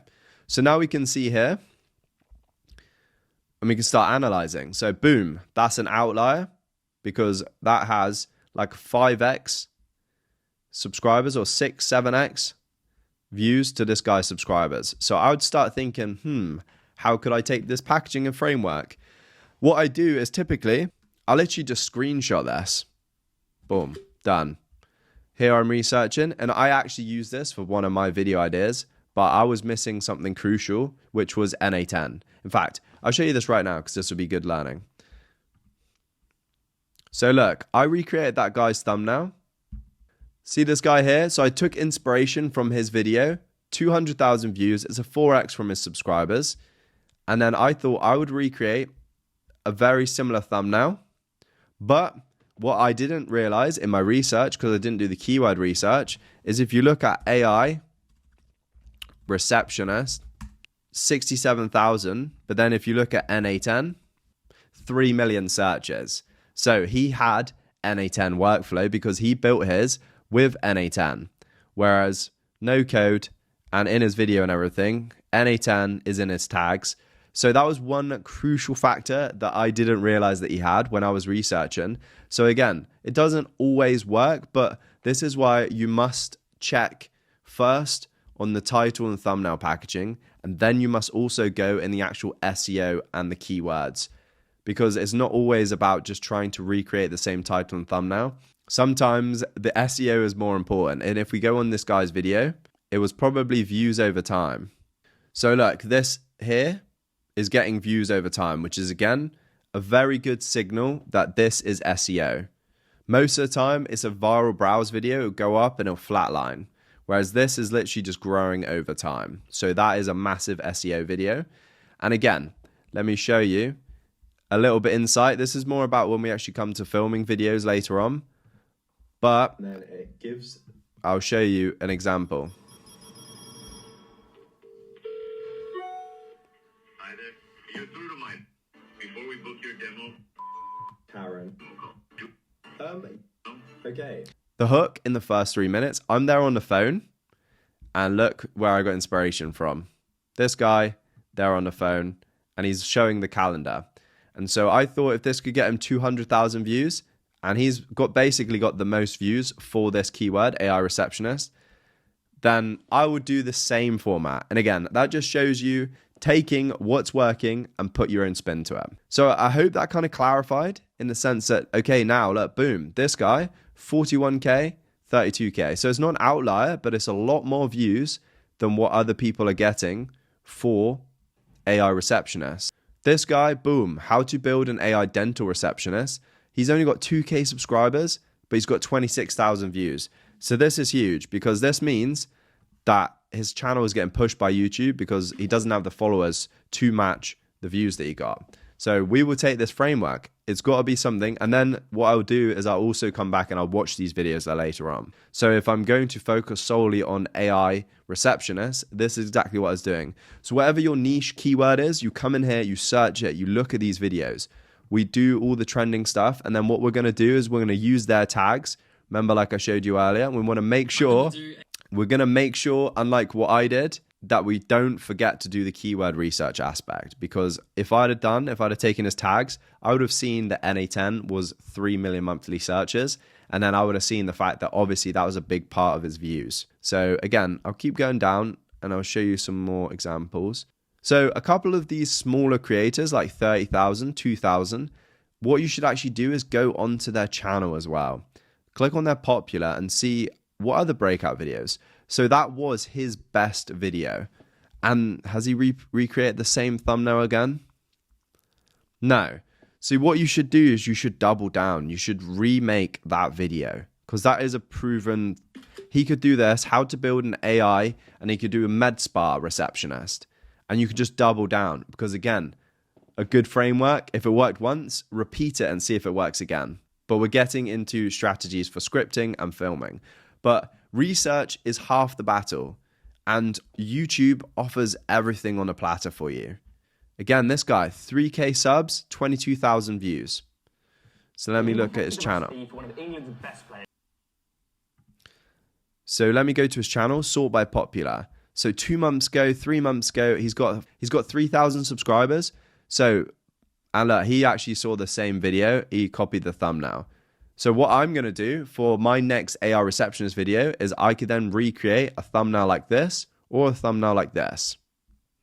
And then just to double check, I'll copy the same title. I want to make sure that then he hasn't got any surprise tags. So I'll refresh the page. And then we'll see the VidIQ. We can see previous titles as well, which is quite useful to know. Video tags. So as you can see, this guy isn't actually tagging anything to do with AI receptionist. So again, that's something easy to know. He's gone for the make money online tag. So that's the second aspect of researching. You've now done on platform, and now I've showed you the backup to make sure that you don't miss out on key fundamentals, like knowing that you have a viral keyword. That's probably one of the reasons why the video you've just researched has gone viral. That's it for this lesson. I'll see you guys in the next one. So you scrolled on YouTube and you found viral outlier videos to create for your niche. You've gone onto VidIQ and you've actually verified, confirmed that there are keywords that you can also target in your content, and then the plan that you have for your video makes sense, both title and thumbnail packaging, but also on the keywords front. What is the final thing that you must do to make sure that you can outperform the previous video? Because obviously they have more views. So what can you do to make people come and actually enjoy your video, even though you've basically recreated someone else's video? That's what we're going to cover right now. And this is the third part of video researching. And this again is probably one of the crucial aspects, because this is where you provide additional value to what the inspiration video has actually done. So this is the viral video idea checklist. And this is where we actually go and we look at the sentiment under the video and around the topic. So these are a couple additional things we've not covered yet. Trending topics at the moment inside VidIQ is a useful thing, but I don't use that very often at all. Check analytics to see what people watch before and after they leave my video. This is something that you can see inside YouTube. And again, this is only really useful later on, but is worth mentioning now. Check other people's video comments to see what people are saying. Now, this is where you can differentiate yourself and the value that you give from the competitors that you're taking inspiration from. And this is something that I recommend everyone do, because this is when you start getting a raving fan base and your authority status goes way up, because you're answering questions that people are literally leaving under videos. And these can be questions that you left under your videos, or even better, questions they've left under the video that you're actually remaking. So these are 3 things that you should ask yourself. What are people's feelings in the comments? What are people's complaints in the comments? And what are people saying is good? And then you actually write this down and see how you can address this in your video. And I'll go in and I'll show you an example of exactly this. So this is a research document, and I'll put a template for this in the description. When we go to the scripting phase, there's a couple variations of things that I do. I sometimes use Notion, I sometimes use Google Doc, but I'll cover that later on. For now, let me just show you an example of a template for scripting a video for Poppy AI. So I did the research for the videos and I found these 3 outlier videos. I then did the keyword research and I found that these were all perfect keywords that suited the video topic I want to make, and that these outlier videos had incorporated in their content. Then I actually looked at their comment section, and this is the third step that we're covering right now, and this is so important. And then I just looked and saw top viewer questions to answer, and these were a bunch of things that multiple people were asking. And then I thought about, okay, so what additional value and social proof can I then add utilizing these questions? And so I then brainstorm and think, right, why should people listen to me about this topic? And sometimes you need to go and create that, or sometimes you can borrow an example of authority, or sometimes you'll have the perfect example, a bit like me with this Sora 2 example here. I already had social proof of this concept, so all I needed to do was just put that into a demo for people, so when they watch the video, they're like, boom, this guy knows what he's talking about. He's already done it before. He's just using AI to make the gap between idea and action easier, basically, which is what AI does. So this is a fundamental. And then you want to sit and think, what value will the viewer get from watching my version of the video compared to the other videos?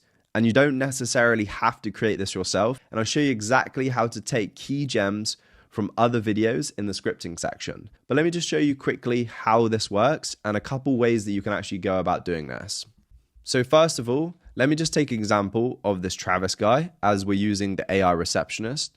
Then we're going to go down into the comment section, and this guy's got quite a lot of comments. So you can either, if you're obviously new to this, you want to start getting an understanding of your target demographic. So for example, if you've got an AI offer and people are there leaving comments, this is like a gem for you. This is a gold mine, because you can go and actually see what people are genuinely asking, thinking, and what are their struggles. So if obviously there's 370 odd comments, this is where we can utilize AI. So what I will do is I'll literally come down, I'll highlight every single comment.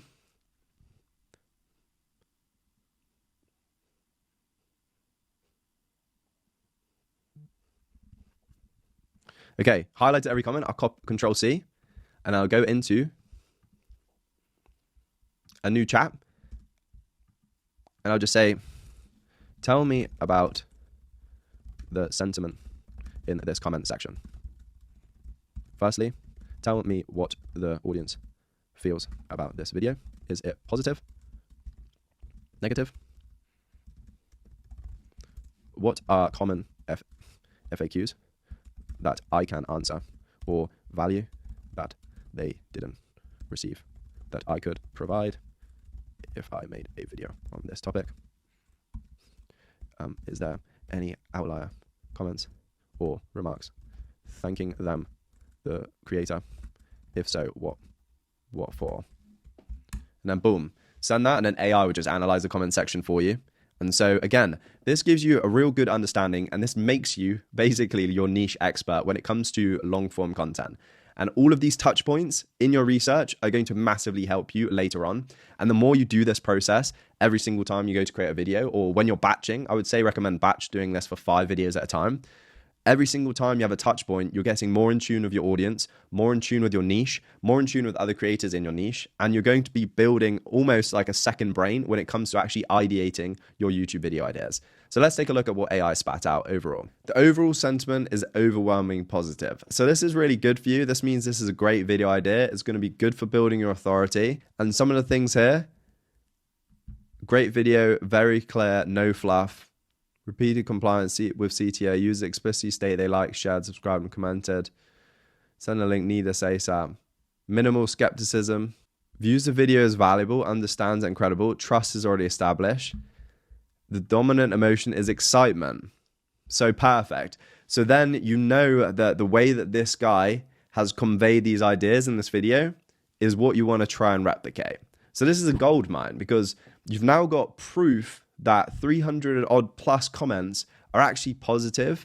And when it's hard when you're trying to share, especially methods of making money online, etc., in a way that people don't come across, because I think that guy's business model is affiliate marketing. So you have to really be honest, truthful, and transparent with the audience, or else they'll look straight through it and they'll be like, go high level affiliate, like this guy's just trying to make money. So the fact that it's overwhelmingly positive with 300 plus comments, I would really study the way that the language that he used to convey his message. What do the audience feel? Clarity, simplicity. Common questions. Now this is the second gold mine. Calendar booking logic. How does it work? So boom. These are things that you must cover when you recreate the video, because this, you're taking what's already worked for the other guy, for the inspirational video. Now you're going to add these additional points, and now boom, your video is not just copied, you've actually improved upon. So now there's a reason why other people should watch your video instead. And even if the same people who watched the original video that inspired you, if they watch your video, they should actually be able to answer all of these questions. And this is where you cook on YouTube, basically. You go, you see a viral video framework, you go and check to make sure it's outlier video, and then you go and check to make sure the keywords are good. Boom. You then go and check the comments, and if you've got videos like 300 plus comments, they're literally telling you what to include in your video to give them more value. And when you give more value, you build more trust, and then you got more leads in your pipeline. This is literally a gold mine.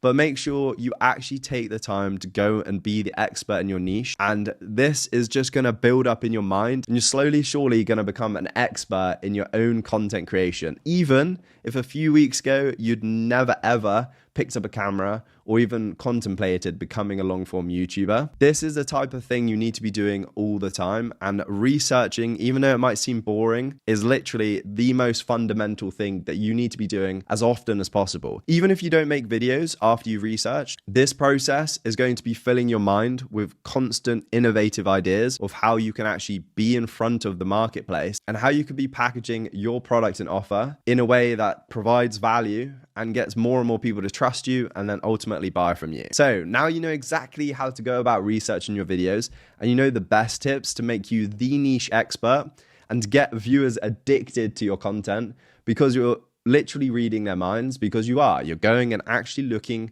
at the questions they have, and you're creating content around those. That's it for this one. I'll see you guys in the next one. So you know how to research outlier viral videos when it comes to titles and thumbnails. You know how to validate that the video didn't just go viral because of the title and thumbnail, but also how to see the underlying SEO and the keywords. Then you've gone and actually looked in the comments section and got feedback directly from the viewers of that content.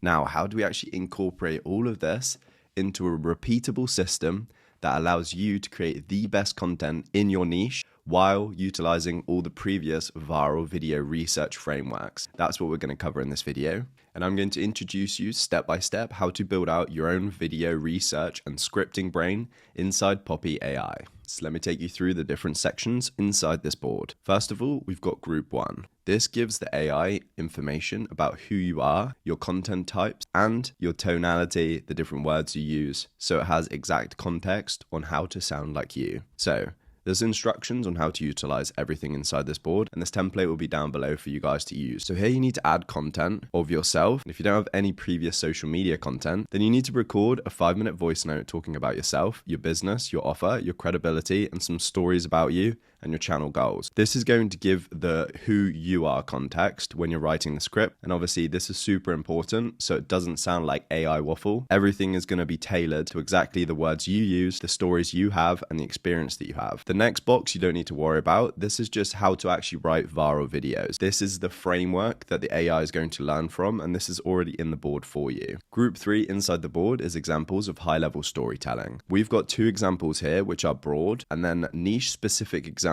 for you need to be, when you go and do your video research, try and find content that's super broad appealing and it's got great storytelling. What do I mean by this? So if you don't understand storytelling right now, that's absolutely fine, but go and watch Ryan Trahan's videos. Mr. Beast does it slightly differently because he has crazy effects, but Ryan Trahan's content on YouTube is literally just him wandering around cities doing random challenges with like super minimal editing.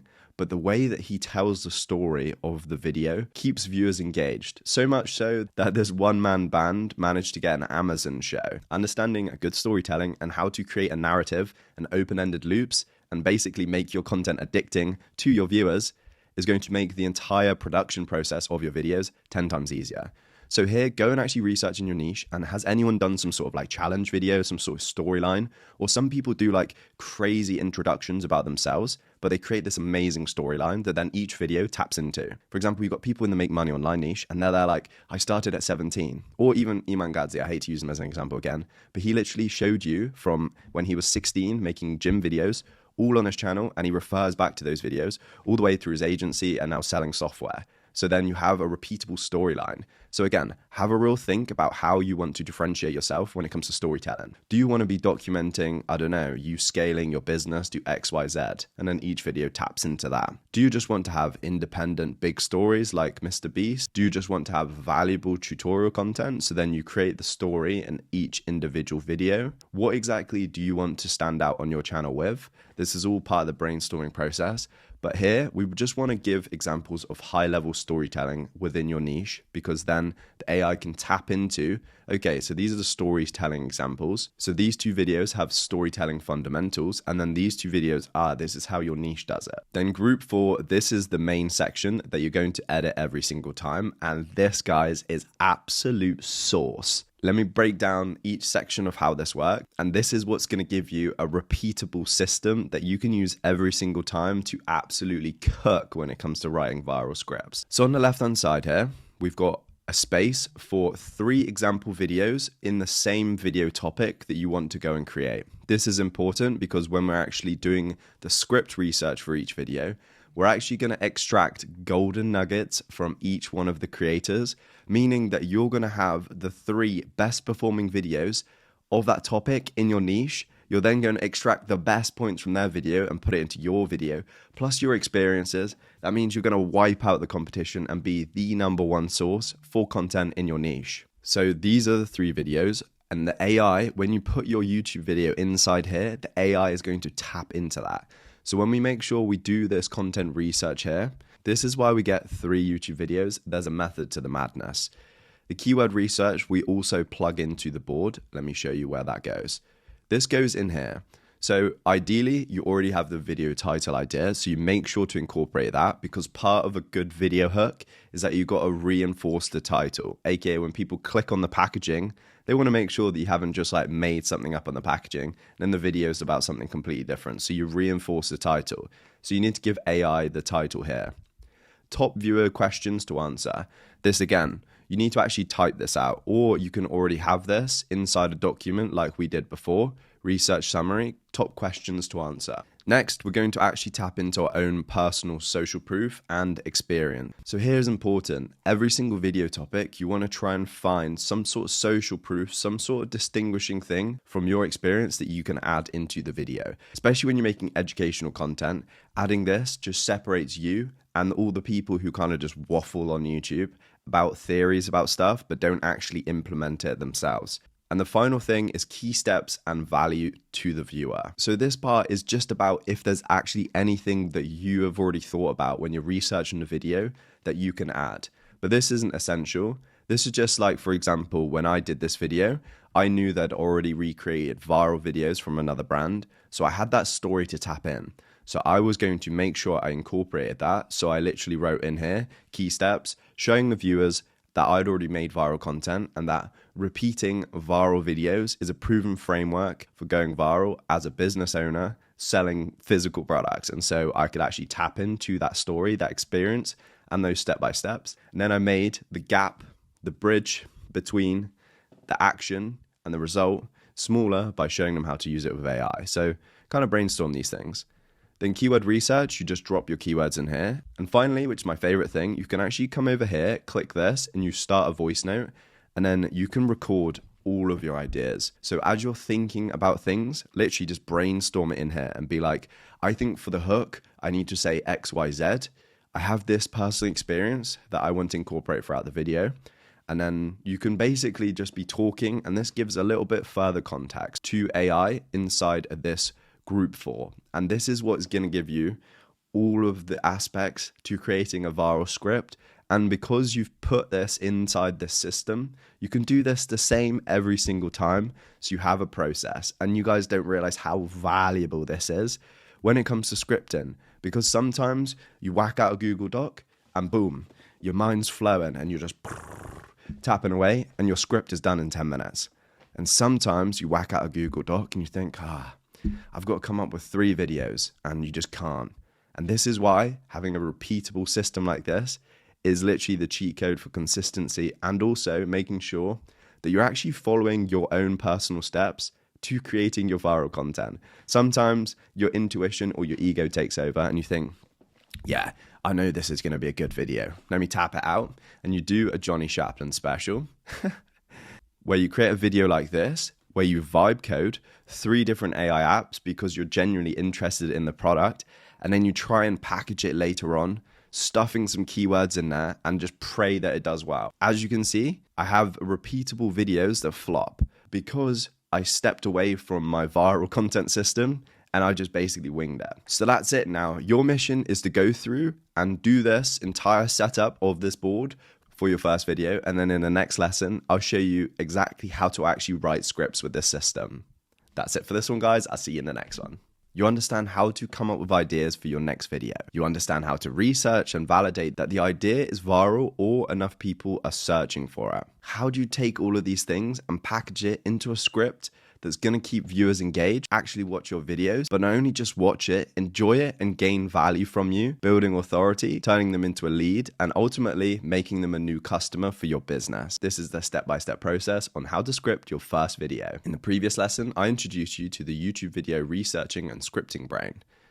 And over here, we introduced adding our own personal context. I showed you about adding the storytelling elements, and I showed you the information you need to put into group 4 context. So now, you should have this filled out, ready to go for your first video. Now I'm going to take you step by step on exactly how to use this. One thing I should note, for anything that you're struggling with, there's usually information around the board for this. For example, in group 4, in order for this magic to happen, this is just explaining context, link to the video that we're copying, referencing, no-brainer, most OP method, web articles, educational videos about the topic, voice memos or voice dump, and anything else to give context.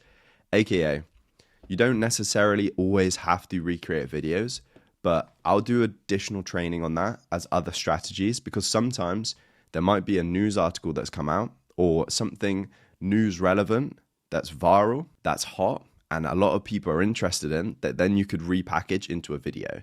But for now, I want to keep it as simple as possible for you guys. We're just going to go from video to video. So let's go through and I'll actually show you exactly how to create this script step by step. As you can see, I've now completed further context for my video. So let's go through and I'll show you step by step actually how to complete the video creation workflow. First of all, we're just going to grab the first prompt. We're going to Control-C this and then paste this straight into the chat box. This is going to analyze all the content that we have in each group, and the AI is going to get an understanding about what idea we're coming up with for this video. Here it's going to break down group 1, who you are, group 2, how to write videos, group 3, examples of high-level storytelling, and group 4, our context, which is what we're going to use to actually script this first video. Next, we're going to move to step 2. And step 2 is tell me about my next video idea from the information in group 4.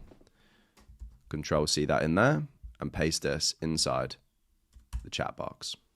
Based on the information in group 4, here's your next video idea. And then it's going to basically break down, I want to create a video about top views. I want to create a video about the topic, which this one is going to be the same process that I used to create this video. It's then going to say my unique angle, which is what I gave it here. You created a competitor viral video, which is what I told it in the voice note. Hook strategy. Start with a trending topic hook, aka talking about Sora 2, which was one of the keywords that I told about it in the voice note. But how do you actually make money with this? So this is it brainstorming, knowing that I want to target that viral keyword, and then we're actually going to pivot back to the topic of the video, aka what is that we discussed earlier? This is authority hacking. So I'm using that viral trending keyword, saying that in the first couple sentences of the video, and then pivoting and making it relevant to the topic that I actually want to talk about. Key selling points to cover.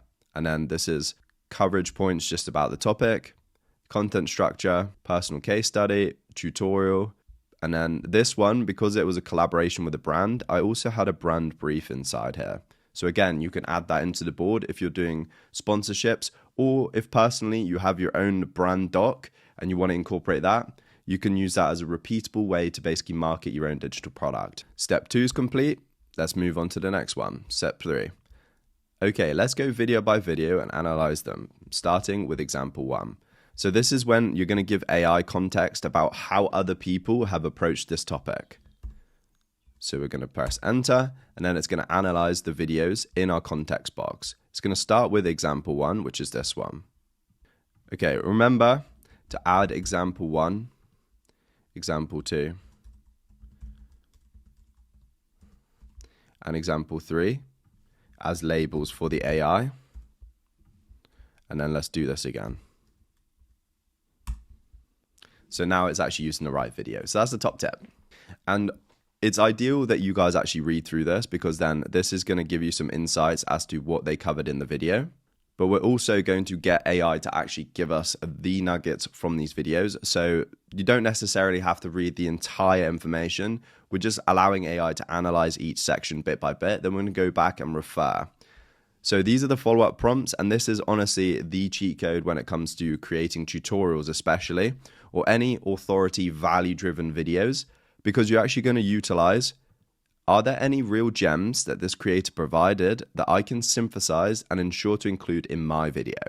So this is where you're going to take things that they did well, and then you're going to incorporate it from the top 3 videos, and then boom, you've got the best video on YouTube for that topic. So we're going to copy this, we're going to move this across, and we're going to go here and we're going to paste. And here we are. Multiple examples of Sam Altman means getting millions of views. Why this is perfect for your hook. Show 2 to 3 examples of AI slot. This AI slot was going viral, getting millions of views, but how do you use this in your business? So this was the exact gem that I used, and I actually used that in the hook for this video. So this is literally the exact process I took. These are things that you'd get the most value from that video, and you didn't have to go through and actually read the entire script. AI is basically summarizing it for you. Okay. The next thing, the biggest gem. He created urgency and FOMO around Sora 2 access. Being early, use this for business. Again, I really incorporated that. This is just giving you so much sauce, just golden nugget after golden nugget. And then what we do is we go to the next prompt. Extract the exact gem that he taught for the video, so I have a step-by-step method. This is, again, if you're doing tutorials, this is relevant. If not, no worries. You can basically skip this step. Okay, so this gem was accessing Sora 2 with a VPN. And again, I could go through and actually incorporate that. And then this is going to give you the step-by-step instructions. So when you see tutorial videos and people have come up with this method, right now you've literally got AI utilizing a viral video, the method they incorporated it, and then it's giving you the exact instructions on how you can also teach the same method, which is pure sauce. And the final prompt, if there was only one thing I could take from this video to have the greatest impact on my audience for creating my video on this topic, what must I share? And so this is going to basically allow you to pick just one thing, because obviously we only want to do videos like 10 to 15 minutes long. And so we want to just take the best nuggets. So we're going to paste this in here and click enter. Axis barrier plus solution contrast. So now we know this is gem 1 from video example 1. Then we do the exact process for example 2 and example 3. And this is how, instead of just staring at a blank Google Doc, you've got 3 really good videos that are outliers because of the research process. And now you're actually extracting the value from those videos. And then you're going to combine all of their value plus potential your unique idea to create the best video on YouTube in your niche. And then the next thing, let's do the same process for video example 2. And AI is going to go through and it's going to analyze the second video script and give you the same process. There we go. So now this, you can get an insight into how they use their hook and be like, okay, so they borrowed authority. They said these ads belong to a company that did over 2 million in revenue last month, which is another example of how you can use authority from other people. So I used Sora 2 as the keyword and got authority from that. And they used another brand that did 2 million in revenue last month, and they got the authority from that. So people are now listening because you've said something, that you've used something with more weight. And that's why you don't necessarily always have to have the authority yourself. You can use someone else's. You're just the one providing them the technical know-how for how to actually utilize that information about the authority. Tutorial structure. Again, this is super valuable. It's going to basically show you the tool they use. So ArcAd, so they used a different tool to the previous person. What did they show? Different steps, their pro tips. So again, if you want to recreate this, that's a viral pro tip here. So you're basically getting the nuggets from the video without having to watch the other content.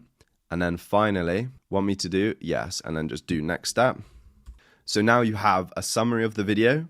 You have the key steps that they incorporated. And now we're going to actually extract the gems. And sometimes this process might seem long, but when you're delivering the video, the more research you've done beforehand, the more information that you will retain in your own brain. And it will make it so much easier when you actually come to recording, because you'll kind of be like cramming, you know, before an exam, you can memorize so much information, right? And this is kind of the same thing. You're almost revising the content topic for your video. So when you come to recording, you'll remember everything that you read here and you'll be able to fire off some knowledge. Sometimes I go literally off the top and I say some of the stuff that I remember from my research process, and that makes literally my video flow, one, so much better, but 2, also the delivery of information was so much better because it's clear that I'm actually the topic expert. So if it seems like you're over researching, trust me, this is going to save you a bunch of time. Because if you're not the topic research and in the video recording stage, you're going to be literally going line by line and you're going to be there like blah, blah, blah, blah, blah. AI content creation is good. And then you're going to be just literally going line by line instead of actually being the content expert and just delivering it naturally. So again, this is so crucial. And then we'd go through and would do the exact thing for example 3, but I'm going to skip over that or else this video is going to be way too long. So now we're going to actually start ideating the hook, but I'm going to drop this in part 2 of this video so that these aren't too long and overwhelming. Go through on your board, have a play, start utilizing the first 3 steps and becoming the expert in your content. And let me know what you think about this gems thing. When I first learned about this, it literally blew my mind. That's it for part 1. I'll see you guys in part 2. Welcome back to part 2 of learning how to script a viral video. So we've done the research. We now have broken down the key nuggets from each one of the videos, the different angles they took, the different hooks they use, and if they borrowed any authority. Now we have this in the forefront of our mind. Now we have the skeleton structure for what we want to actually turn into our full video script. So you've already brainstormed your own personal experience or social proof that you could add. You've done the keyword research, you've done a brain dump of potentially any ideas that you could incorporate for this video topic. You've now got all the golden nuggets from those 3 other videos. Now it's time to work with AI and start writing your hook. And this is going to be utilizing this prompt over here, which is step 4. So what you're going to do is actually just copy, Control-C this, and paste this into your chat box. The prompt says this: let's work on the intro and hook. For the intro structure, feel free to build it out by using both my videos in group 1, which is the data here, the instruction data from group 2, and the high-level storytelling from group 3. Ultimately, it's our job to make an engaging and fast-paced intro, and then we're referring to group 4 that all the supporting information is there. We're going to ask it to give me a 3-paragraph intro. First paragraph will point out the fact that this video will be exposing and building. Okay, so here, because this is going to be your subject, we're then going to add the context. Will be, and then this is where you want to make sure that you add your video context, which could be your title, showing how to use Sora 2 inside top view AI to recreate viral AI UGC. In the second paragraph, find a way to build tension. And in the third paragraph, mention that is a step-by-step blueprint and mention the key steps from this course. Mention the key steps from group 4. I'll refine it if needed. Do remember to give the viewer a reason to watch to the end, aka an open-ended loop. So now we've added the additional things about your video topic. Remember, this is basically going to be your video title idea here. And then this is going to be referring to group 4 because we've already done the research. We now press enter. AI is now going to analyze everything we've done so far, and it's going to write out your intro. And now guys, this is where the human aspect comes in. So like staring at a blank Google Doc, it's always hard to start with 0. But now you have a clear outline and basically a structure. What I do is then I'll come over and as you can see, I'll actually just paste the hook inside of a Google document. So I'll come over here and I'll copy this entire thing. And this is where you got to remember that you will be speaking this. So you need to actually know that this information flows. So all I do is I literally sit here and then I'll be like, Sora 2 just dropped, and while everyone's fighting for invoke codes to make AI memes, I'm about to show you inside Top View AI to create viral AI ads, to create viral UGC ads for your product. No invite needed. No VPN, works anywhere in the world. And I'm not just theorizing here. I personally use this exact strategy. So it's literally incorporated everything here. So as you can see, I stumbled up, but don't worry, when we're prompting in a second, we're actually going to fix the language in this. We just want to make sure that the context and the information it's giving is correct, which so far it's good. It's basically used the big keyword, it's pivoted to saying people using memes, and we want to use it for business. It's then opened up the fact that a lot of the problems that people had in the comments where they couldn't access it with a VPN, don't worry. You don't need a VPN, it'll work anywhere. and then your social proof, your experience, and the thing we gave it about how obviously I did this before. In this video, I'm walking you through the complete process. So now they gain to know exactly why they clicked on the title, which is talking about Sora 2 and Top View AI, and make AI UGC ads. Tension. So now it's going to build out the actual video context and get people excited to watch. Most people don't realize having access to Sora 2 means nothing if you don't know how to turn it into actual revenue. Good. Boom. Business owners watching UGC video, obviously that's their goal. Turn ads into revenue. Testing 10 different video angles while you're still waiting on a single. Boom. Remember that the golden gem from example 2 video was fast testing. It's added that into the hook as that business owners are using AI to test fast while you're waiting for one human creator to respond. So boom, we've got that golden nugget actually inside our hook. Boom. And then it's just creating, again, more value for your video because you're spending hundreds when you can do it in seconds with AI. Boom. Okay, so now we've got huge curiosity and the stake, aka what they're going to miss out on if they don't watch your video. In the final paragraph, what we're covering. First, I'll show you how to access, and then we're going to give them an outline. And on screen, you can visually show them what they're going to see. And these create open loops. And MrBeast uses this a lot. Let me show you an example. So this is the example I wanted to show you. So MrBeast actually shows the step by step, even though it's an entertainment video. He shows visually in the intro, look, this is what we're going to cover. And we're doing the same thing, except it's for educational content. So this creates anticipation, knowing that we're going to go through all of these steps in the video. And that's exactly the same process that we're doing here by actually going through and talking about the steps. So first, I'll show you how to access Top View. Then we'll walk through. Next, I'll demonstrate.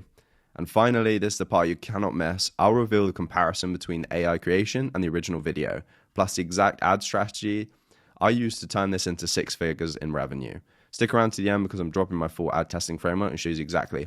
So then we've created a final open loop, so they should stick around to the end. So this right now is really good. It's giving you a baseline. It's used the proven script writing frameworks that create viral videos from experts, so we don't need to go and learn all of that. It's added your personal experience and plus the golden gems from those other 3 videos. And now we just need to refine it. So over here, we've actually got some refinements. You're on the right track when it comes to doing research across different niches. Maybe somehow loop it back to my authority or something like that. These are just some example prompts, but you don't actually have to do it. If for whatever reason, you don't like the video at all, you don't like the hook at all, just respond back, not a fan, and ask the AI to redo it. Sometimes it will repeat itself and it will just sound like repetitive, like it doesn't make sense. So again, we can incorporate a prompt like this. So now I pasted the paragraphs you gave me all together. Do they really make sense, or is there anything you can improve? Is this script perfect? Do you truly believe it can be as good as it is? Do not shorten the script. This is the final prompt. So if you're speaking the script and it doesn't sound like you, or it sounds too complicated, remember, you don't get any brownies for sounding smart on YouTube. You actually get the most value from your content if you simplify all the language that you use. So this is an absolute gem here. Using this final prompt, sometimes the script isn't complicated, but sometimes adding this prompt, do not shorten the script or remove any value, but do simplify the vocabulary to a 5th grade reading level. Sometimes this cooks. I will give you a heads up that sometimes this cooks, but also sometimes it completely ruins the script. So just test this out, and if it works for you, then utilize it. If not, don't worry about it. So we're going to test this out for this one.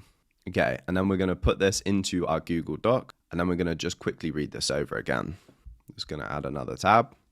And let's see. Sora 2 just came out, and while everyone's fighting to get access so they can make AI memes, I'm about to show you how to use it inside Top View AI. So it hasn't really changed the script enough, so I would probably go with this version because it actually shows you the words it's changed. Theorizing, making this up, strategy, method.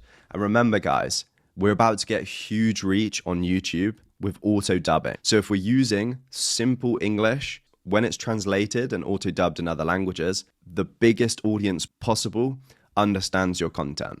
So try and remove your ego from this. And even if it sounds too simplistic with this prompt, it's so worth it to have as many people as possible able to watch your content. That is a cheat code. And now YouTube auto dubs using AI and translates your content. So simple language is going to massively benefit you. But that's it guys, that is the hook done. And this is the only bit that I personally script word for word. The rest I bullet point, and in part 3 of this, I'm going to show you exactly how I bullet point the main aspects of this video, and then we'll have a fully done script, outline, ready to go and start recording. That's it for this one. I'll see you guys in the next one. So now you've got the hook for your video, it's time to work on the outline. This is part 3 of the viral video scripting system. So this is the final prompt we're going to be giving AI. Okay, so how we're going to create the outline is just by using step 6, prompt. I think from here I'll be improvising. However, to help me stay organized, give me a high overview of my script. Make sure to incorporate the one must include key gem from each of the example videos in section 4, which will best support the video flow. Additionally, if there's any resources, examples the videos have provided, provide a reminder for me to make something similar. And this is another gem because if they've provided some sort of asset, some sort of Google Doc, some sort of ChatGPT, some sort of GPT that they made in ChatGPT, some sort of free value, you can use the same thing as a lead magnet. So put a little reminder inside your script for you or maybe a VA to create the same resource for your video so that you can start generating leads for this lead magnet. So we're going to come along and we're going to copy this prompt. And we're going to paste this inside the box here. So this process is the hardest part to actually get AI to do, because if you're doing a tutorial, then it's going to be very hard for the AI to know the exact steps that you're taking. So this is why I only do an outline. But if you're doing a full like storytelling, talking head video, then AI can do the entire thing for you and you can literally brainstorm the entire thing. It depends on your niche. When you're creating training resources like this, it's so hard to know the individual situation that you're going to be using this for. However, this is just a high-level overview of how to utilize Poppy AI as your secret weapon to make you the #1 channel in your niche when it comes to authority and providing valuable content. So we're going to paste this prompt here and we're going to see what outline it will give us. This is the final step. And then I'll bring this also into the Google Doc. And then this is what I'll manually annotate. And this is, again, the human aspect. But this just gives me an outline, and then I can fill in the blanks.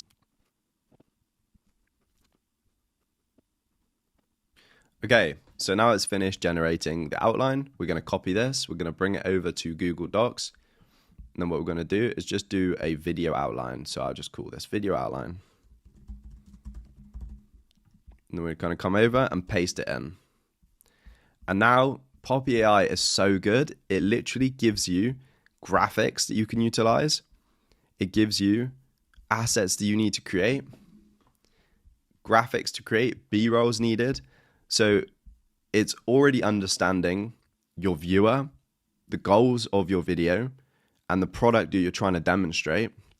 And so it's going to give you some visual screenshots, recording, graphics to create, B-roll needed, etc., to try and convey your message in the best way. Now you have your hook scripted word for word and you have your video outline. It's just a case of refining this, and no one else can do this better than you because you are the expert on this topic. And this is the final step, and that's it.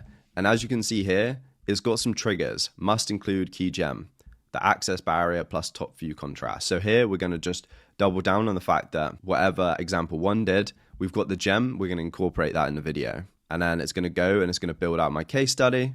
And then boom, section 4 must include gem from example 2. And what's so good about Poppy is everything that we said in the 3 intro paragraphs, it's going to actually cover in this outline. So then you know you're not going to miss anything and you're going to promise something at the beginning and you're not going to cover it.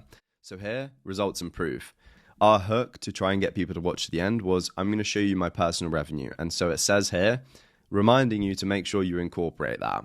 And now that's it, guys. That is your repeatable system that you can use every single time you want to script a viral video, utilizing proven viral video examples from experts in your niche, your own personal experience and social proof that you have, all the information about how you speak and the context of who you actually are as a person, viral video scripting frameworks, and storytelling examples. This gives you a massive advantage over your competitors when it comes to scripting your videos, because you're not only tapping into just one source, you have AI as this huge brain to be able to allow you to tap into everything. And this is literally an advantage that no one else can catch up on, because while people are still learning how to write viral videos. You've just given AI the information. You don't have to learn this. You just have to learn how to get someone else's expertise, tap it into AI, and prompt AI in the right way so that you can always stay ahead of the curve. You never have to actually tap in and learn to become a scripting expert.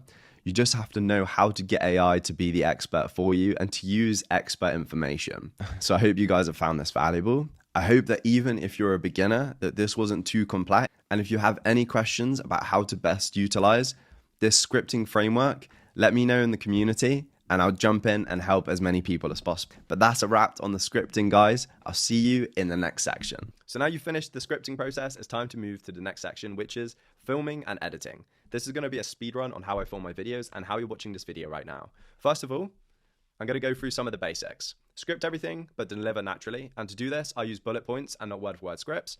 Practice speaking to the camera. Like any skill, talking to the camera is something that only gets improved upon after you do it multiple times with repetition. Batch multiple videos in one session, keep energy high and authentic. Basically, when you're filming, you get into a flow. When you're scripting, you get into a flow. When you're editing, you get into a flow. So why kind of break up that context switching in your mind when you could just batch like at least 2 videos in one go? So when you're flowing filming, you can then get 2 sessions of filming out the way in one session, if that makes sense. Like once you start doing this, you'll realize that there is content creation is like a bunch of different skills all tied into one. And you need to have different parts of your brain switched on for the different parts of the phases of creating content. So batching stuff is massively important. Filming best practices. Good lighting is essential, stable camera position, clear, crisp audio, multiple takes if needed, consistent background and setup. So I'm just going to quickly run you guys through all the equipment that I use. And then I'm going to show you actually in my setup now. And in the editor toolkit, I'm going to cover a little bit more in detail actually about the filming and the editing process. But right now, I'm going to film my phone and then I'm going to show you each thing that I actually have. Little B-roll on screen. So first of all, people are willing to watch bad quality footage, but they're not willing to listen to bad audio. So this is the Shure microphone with this tiny little stand that sits on my desk. This is like the #1 thing that I bought. And if you go back on my channel years and years ago, I had a big boom arm that came across here and a nice microphone. This is like one of the most important purchases. And then when I'm out and about, if you've watched my other videos, then I have the DJI mini microphone, and then this just plugs into your phone, and then you can have this portable microphone. And then the final thing I have with that is I have one of these plug-in, I think they're called lav mics. So this means that like I can then talk to this microphone. It's a little bit smaller than that, and it's just easier to use to move around. So that's kind of like my stack when it comes to getting clear, crisp audio. The next thing is how to actually film. So right now you're watching me on the Sony ZV-E1 with the Sony G Master 2 2.8 FE 16-35 lens. Now, if you are just starting on YouTube, you don't need to. I literally got like 50,000 subscribers filming with my iPhone. And if you watch all of my old videos, the quality difference really isn't that much. It's just a case of having a convenient factor of efficiency that stood there on a tripod on my desk, ready to go. The next thing I have this Stream Deck setup. And when I'm filming, I use the Stream Deck and I have the teleprompter. This massively helps for when you're trying to have fully scripted videos. So depending on what type of content you're creating, I do a lot of tutorials. So I don't really use the teleprompter as much as someone potentially you who just wants to do more talking head, talking about stories, talking about experiences, etc. I bought it because I thought it'd be helpful. I don't use it as much as I should use it, but there are times when I'm really struggling to kind of memorize and deliver things clearly. You whack this over the lens of my camera and there we go. That is basically the setup. And then I've just got a MacBook Pro and I edit in Premiere Pro. But in the next lesson, I'm going to jump in and I'm going to show you exactly how I'm filming this video right now and the single desktop app that you can use to basically record all your videos in one place, edit. And if you are literally a complete beginner, this is probably the best and easiest way to start sharing your valuable content online, all from one singular app. So that's a quick rundown on how to film the script. And a couple of things actually. On delivering the filming, what I'll do is I'll have a Google Doc on the side of the screen. And then I'll literally just look, read the line, and then deliver it, especially for the intro. And then for the rest of the video, like I said before, I have bullet points of roughly the things I want to say. And then because we've done all the research, I know exactly what I want to say, what gems I want to cover, and I'm obviously the topic expert, or else I wouldn't be making the video. And so I can deliver those things naturally. I don't really script my tutorials. As you probably have seen them, it's just like flowing, talking, whatever I feel like saying at the time of what I'm visually showing. So that's it for this one. I'll see you guys in the next one. Okay, I'm putting you guys on game. This is the single desktop app that all of your favorite YouTubers that make tutorials use. It's called Screen.studio, and this is the software that I'm using to record this video right now. So you can get it from Screen.studio, or there'll be a link in the description down below if you want to go check it out. And by the way, all the tools that I talk about in this video will be linked down below, so you guys can go and try them for yourselves and try and include them in your workflow. So let me just quickly pull up my project library that I'm working on right now, and I'm going to try and see whether I can actually show you how this thing works. If not, I'll have to screen record it in a different section, but you're still going to be hearing me talk over it. So if I can pop up this screen recording here, I think I'm still recording right now. So the previous video I literally just made, it has, when you come into the software, you have the screen recording, which is this section. You have your camera, which you can add full screen sections over it. You have, obviously, if you take this, you can have, so I could delete this camera section, for example.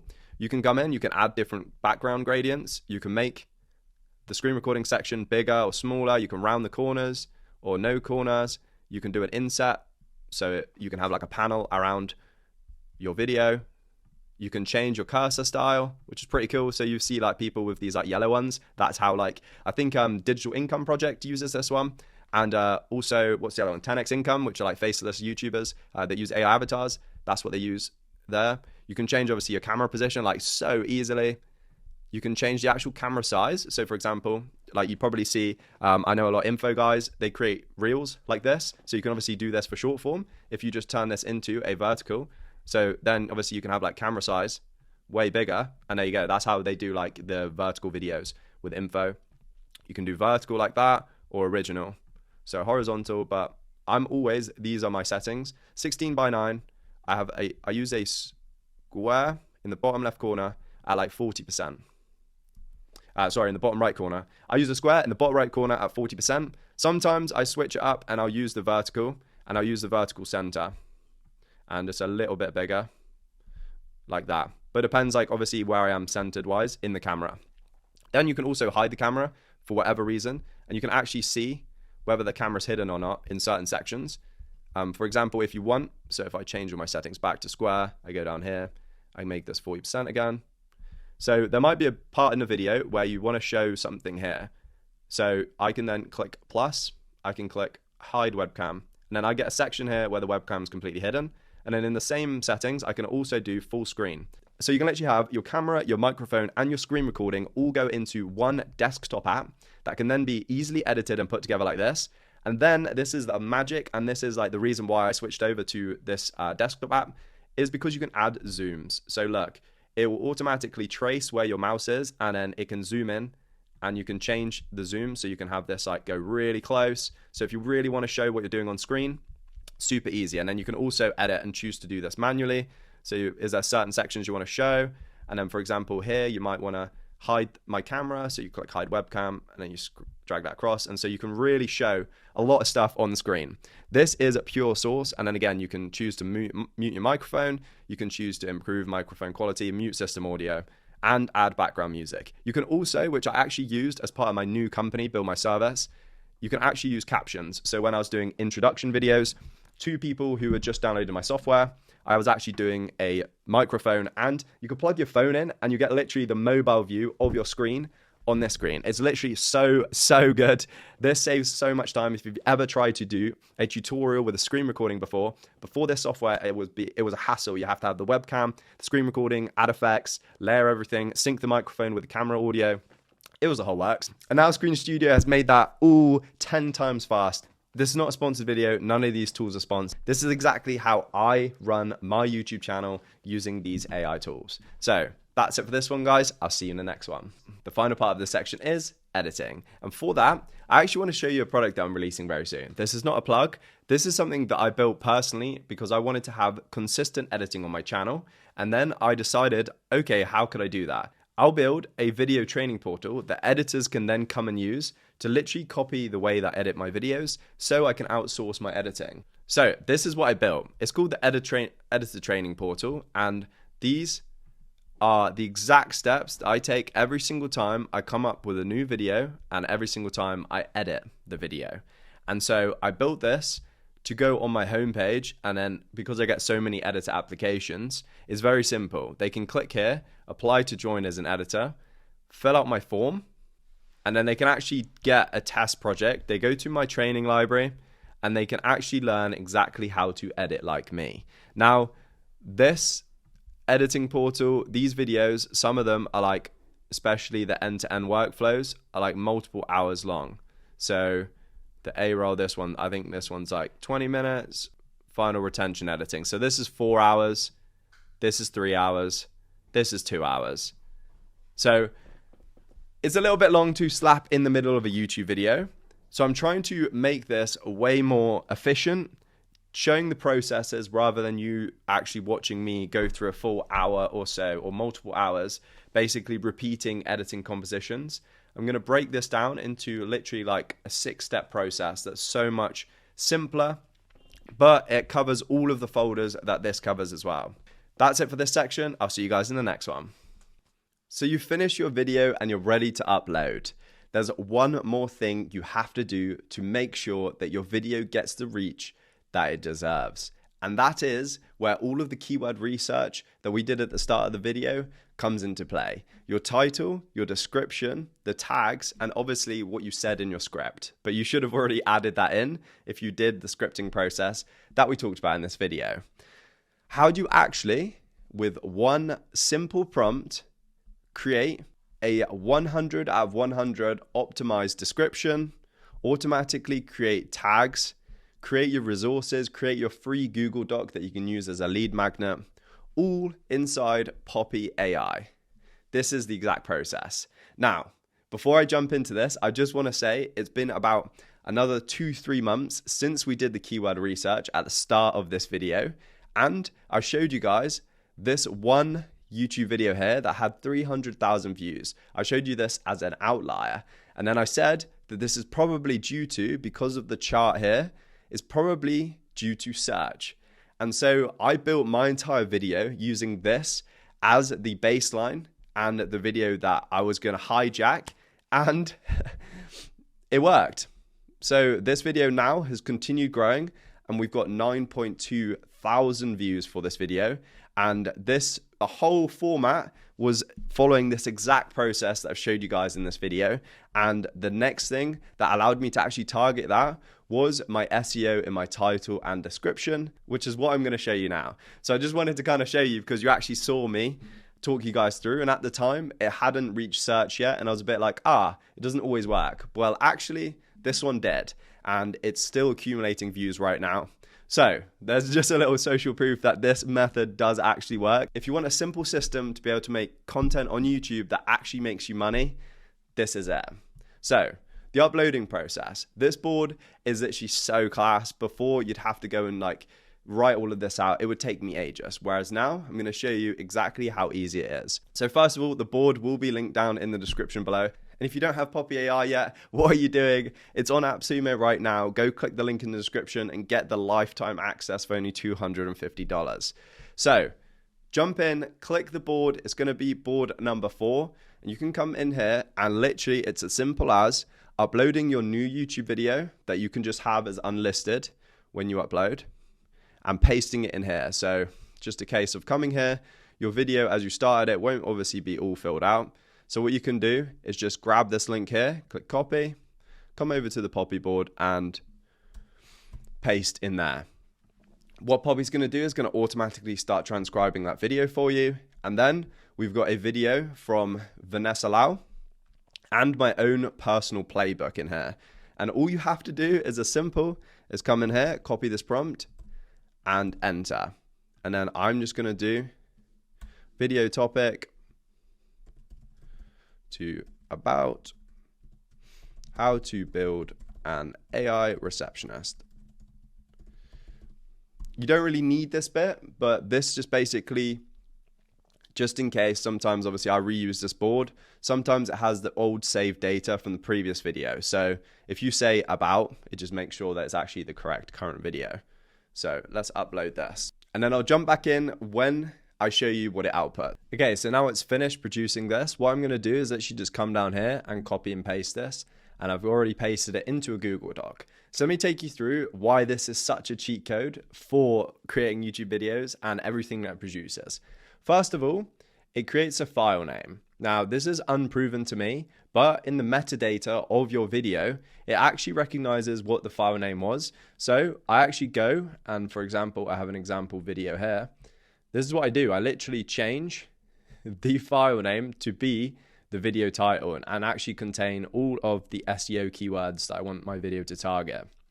I have no proof whether this works or not, but I just feel like if everything has the same labeling, keywords all packed in everywhere, it's just going to add to it. And YouTube does look at metadata. So that's step one. Step two gives you your title with all of your SEO and keywords in there. Step three, it gives you all your primary keywords, secondary keywords, and long tail keywords. Obviously, you've already done all of that, so you don't need to worry about this too much. But if you skip that phase, then you've got this as well.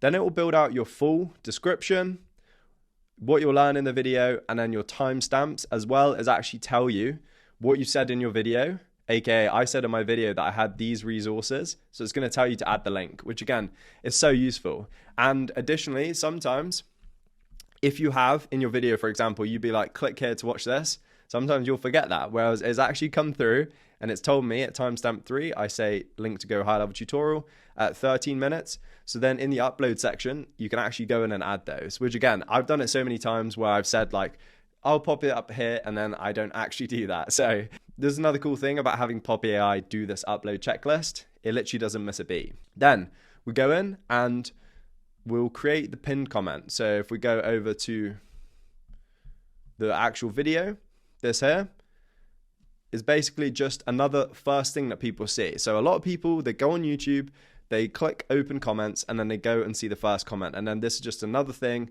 adding a CTA, and you'll be surprised that look, people actually do follow what the pinned comment says. Like multiple people commenting, AR receptionist. Let's see if we can find any more. Yeah, so I mean, I said drop AR receptionist if you want to see the series, and 2 people commented, and more people will click on these links and go through to your products. Then the next thing, playlist. This is a little cheat code. So when you share your video on your social media, if you actually add it in front of the playlist URL, basically on the side of these videos here, on the side of the YouTube recommended, it's only going to have your other content, which is, it stops people basically getting drawn to another YouTube video, which is again, another cheat code for retention. And then people are going to go through your playlist. So this is another thing that I would massively recommend implementing. Tells you the deep link again, so it opens in the app. So people again can comment, they can engage, and it actually has them engaging with your videos inside the actual logged in YouTube account. And the next thing it makes is a community post. And if we go over to our community post right here, 5 likes, 4 comments. So has some engagement. And again, it just drives more eyeballs and potential impressions for your YouTube video. Then the next thing, it actually gives you some ideas of clips that you can take from this video. And then it gives you like an analytics baseline and some A/B testing information that you could try. Now, other things that you can actually come ahead and do, which is even better than this. So this is going to allow you to literally come in and paste your entire description in here.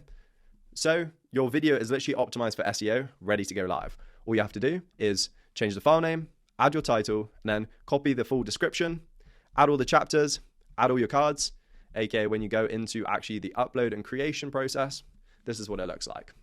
So for example, I'll show you the example video. I've already changed the file name, so that's step 1 done. I'll then come through, I'll exit all of this, and then I can literally just grab the full description, paste that in there, and then we can go through, and then underneath there's tags. So I'm going to go through and grab the keywords, and I can paste those in there. In fact, what I can do, so for example, I'll be like, instead, because I need the tags as comma separated, can you share just the keywords as comma separated? So I can paste them straight into the tags section. And there you go. You can basically ask Poppy, because obviously it's interactive, and Poppy is going to give you all of these keywords. You can click copy, boom, go over to your tags, paste, and it's going to automatically detect all the keywords. And then you can obviously go in and add all your chapters, and that should automatically be tracked from the video. Obviously, this is only a 1-minute video because it's just an example. Playlist, again, you can add it to your playlist. So for example, it's always worthwhile if you create videos in series. So let's just say I create that in Entrepreneur. And then what are the final things that you can do? If you click next, we'll just do off, next. And here is where we can add end screens and cards. So you can literally go through here, for example, where it says like at 03:12, you then go and literally add the card there, which will be a link to whatever the pop-up is. So it's super handy to have basically a step-by-step checklist that you do every single time you upload a video, meaning that all of the research that you've put in at the beginning, you have to finish with the same energy. Now, the final little cheat code, which is going to lead us into the final part of this, which is actually how we repurpose this and get this content in front of as many people as possible, is I then will actually ask Poppy to create a tool page for the video on my AI tool directory site, a resources page, so everything I talk about in the video as resources on my AI directory, and you can repurpose this for emails and blog posts. But I've got a whole board teaching you guys on how to do that in the next section. So that's it for this one. I'll see you guys in the next one. Welcome to the bonus one of the YouTube content system. So you spent all that time, effort, and potentially money, if you've hired an editor, creating your YouTube video. You know everything to do with the niche, you know all the keywords from your research data, and you put it all together in a viral, proven format package. Now it's your goal to try and squeeze everything out of all of this research and this one YouTube video by repurposing it across multiple platforms with short form content and written content. And this is going to cover exactly how to do that. And this is an actual cheat code. So let's just jump right into it because we're at the end of this long course now, and I want you guys to get the most value in the least amount of time. So first of all, this is the board. And again, this board is going to be available linked down below. What we're going to be doing is that in the simplest, fastest way to explain, you can think of your content on app, views, engagement, likes, but you can also think of your content as different opportunities to build a spider's web around your name, your brand, and your keywords of your business.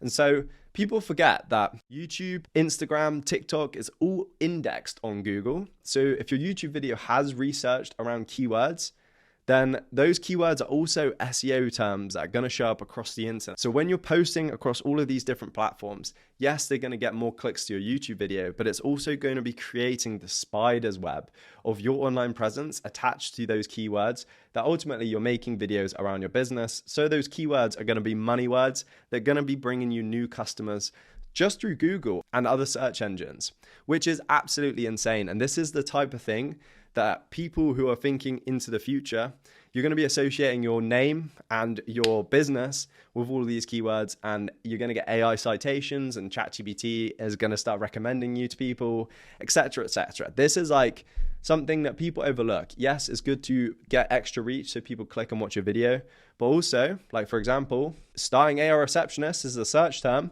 My YouTube short here is ranked #1, so people can click on that and view that if they're interested. So that's another thing to think. But who has time to go and write all of these different posts for all of these different platforms? You don't, or else you'd do it. But you've got Poppy AI, so you don't need to. Let me show you how this board works. All you have to do is put the YouTube short or the video that you want to repurpose here. And then you literally just say, run the master prompt. And boom, click enter. And we've got the prompt in here, and we've got the video here, and then we've got all the SOPs here. And so it's going to spit out all the information that you need for all of the SEO, the captions, and the posts that you're going to do with these videos. Now, if you've ever tried uploading to TikTok, you obviously have to come up with a caption. Instagram, it's a different caption. YouTube Shorts, they have different rules. LinkedIn obviously has to be written differently. It's a whole mess. Whereas this, it just does everything in one hit, and then you can just cross promote everything, and you're able to get all of these different touch points. So for example, I can now upload this to TikTok, Instagram, YouTube Shorts with a YouTube Short title. That is obviously relevant because you've got a limited number of characters for YouTube Shorts, a YouTube Shorts description, the LinkedIn post, X post, and a Threads post. 1, 2, 3, and that's it. That's that easy. So now you can just copy and paste this into all of your different social media platforms. They're all SEO optimized, targeting those original keywords that you did the research for when you were creating your video. And now you've got these, 6 different platforms, all optimized captions, ready to help you rank on SEO and get more views to that YouTube video, which you spent all of that time, money, and effort on. So that was bonus 1. And now I'm going to jump in and show you what a lot of people, especially business owners that create videos, want to do and they want to start doing now, which is blog posts, because Google SEO takes a long time. So if you can start doing this automatically now and building up a history on your own domain, you're going to start cooking long-term and building long-term brand equity. So that's it for this one. This is about posting on social media. The next bonus, we're going to be talking about building blog posts. So I'll see you there. Welcome to bonus 2. This is how to generate blog posts out of your YouTube content that allows you to get way more reach and rank on Google and search engines. So this is an absolute gem in itself. And if you've never written a blog post before, you'll be able to use this guy, which is like an SEO wizard, which is what I said at the start of this video and of this course, that you don't need to be the expert yourself. You just need to take their training and their lessons and plug it into Poppy AI, and then Poppy AI will make you the expert without you having to go away and actually learn it, which is just absolutely insane. This is like the amazing thing about having this board format like that. So how this board works, just like the last bonus, I'm going to make this short, sweet, and to the point. So firstly, we've got the group sections like all the other boards. This is the example of a good blog post. And this guy is proven to rank, and all of his SEO content, he's like one of the leading experts in SEO content that actually drives sales. The next thing is what you actually put in here. So for example, here you can add videos, you can add images, you can add voice notes, or for this example, I literally just added my YouTube transcript. And then in here, this is how I format my blog posts, just because I paste it into my own site and it's in Markdown. So I want it to be formatted in Markdown so everything renders properly. So when obviously on my site, you've got bolds, you've got links, everything's working as it should. And then the final thing is on the right hand side, like the other boards, there's instructions on exactly how to use this. Now, I use this exact method to quickly write out this blog post. And if you can, I'll link it down below. If you want to go and read it, in fact, I'll make a blog post around this entire YouTube video once it's all put together. And then I'll actually put the link underneath this video and you can go and read it. And the annoying thing about all of these people who say, yeah, I've got an automated blog post generator, you read it, it literally reads like pure AI slop. And like, I'm not a one to hate on AI, but a lot of these blog post generators do. However, this takes your tonality from your video, the words and everything that you said, and then it uses the example, which is this like of Edward, and he basically makes like banger post, short, to the point, very concise, and it uses that writing style. So you don't end up with just like walls of text that AI likes to do. It's very simple. There's very to the point, direct value, which a lot of people, when they're going on articles now, obviously you're doing less and less of that. Everyone is. But when you go to an article, you want to get the answer basically straight away or in the least words possible. And you want to give the most amount of value. And then obviously the links then are the next steps. You want to try and get them to go to the tool or get them to go and watch your video. And obviously for you want to get them to go and watch your video. So this is how it works. Rapid rundown. Let's go through. So let me show you exactly how I use this to generate this blog post for my most recent video. So first of all, I adapted the first prompt because obviously I'm talking about YouTube transcript and this was an example email. So I said, take a look at the YouTube transcript I just sent you. Looking at the topic and keywords it could possibly rank for, as well as the subject it is and how a human would understand the value they would gain from it, package the title and description of this so I can share it as a blog post on my JonnyShapland.com website. And then what it did, it created a good title for the blog post, the meta description, and then explained why it works. And then the next prompt is, now the next thing, I want you to write a hook for my blog post using the style in group 1. Again, we're taking this guy who spent years and years basically perfecting hooks for emails and for blog posts. And so his strategy works. Then the next prompt I give it, now using the title and the meta description and the hook and group 1 style, as well as my formatting guide in group 3, write the full blog post ready for my site. Make sure to keep it verbatim or as close to the original words that I use in the transcript. Add relevant SEO keywords naturally and convert any video-specific language into blog-appropriate CTAs. Use bold text, bullet points, and strategic headlines, but not too many examples of formatting in group 3. So this is the perfect prompt just to make sure that one, it uses your tonality from the video, but it's not saying like and subscribe in a blog post. That'd obviously be dumb. So this is like flicks it. And if you quickly read through this, the number one complaint about vibe coding is that it can't be maintained, which was my hook in the YouTube video. That once Claude Code finishes building your app, you have no idea what's breaking, what's working, or whether your customers are hitting bugs right now. This is how you fix that, explained as concisely as possible. So that's the hook. That's going to make people who are obviously interested in that topic want to read more because they're like, yep, I can relate to this, and boom. And then look, we've got personal anecdotes, which just AI just couldn't write. And it's actually what you said in the video, which is like a game changer, honestly, for me. This is like one of the most valuable things. Afterwards, I haven't been utilizing the value of SEO across all of Google. YouTube is just a part of Google. It's the video part. But like the broader Google, there's actually billions of searches every single day. In fact, let me Google this. How many searches on Google per day? 14 to 16 billion searches per day. Like, why aren't you taking your YouTube video and allowing it to be seen everywhere? So the next prompt I did, I just asked it, did you format it correctly in accordance with the guide? And then it said, do you want me to rewrite it and do it? And I said, yes, please, in accordance with the guide. And then I went back and forth a little bit more. Then the next thing you're going to need for a blog post is obviously the images. And this is also something it can do. So I also got it to do the SEO and the metadata for the images. So I said, can you generate all the SEO stuff for an image for this blog post? And it creates the file name, the alt text, the title, the caption, the description, and the keywords, which for me, in my blog post, I'm able to add all of this when I upload my media. So as you can see, everything's already got the metadata for the SEO. And it just generated all of that for me. And then I said, tags must be comma separated. Again, the same thing, so it can actually separate them. And then I said, can you now rewrite this SEO optimized blog post but using the blog formatting rules and make sure to link to the following pages. So now I wanted to actually do these link embeds and also embed the images. And it embedded the image. And then because it's AI, I was there like, it looks like a bit of a wall of text. So I said, what is the best number of images for a blog post? And it recommended 2 to 3. So I shared another image and I said, okay, create the SEO stuff for this image also. And it generated this image. And if you go to the blog post, it was a good place to kind of break up, showing exactly what the tests look like. So it's a screenshot from my YouTube video. And then the final prompt I gave it was, write the full blog post now, but no commentary, just a properly formatted final blog post. And there it is, done. The whole thing. So I could just literally copy this straight onto my website.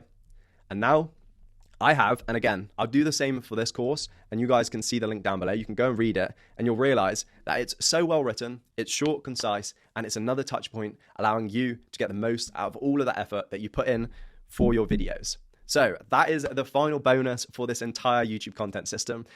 And this is the exact AI tools that I've been using to grow my YouTube channel in 2026. I hope you guys have enjoyed this. Make sure to go check out AppSumo and get Poppy AI for $250 for lifetime access right now. It's only there for a small amount of time. They've been working on this for the last year. Go check it out. And if you like this video, make sure to leave a comment and say, Jonny, we want to see that full editing video.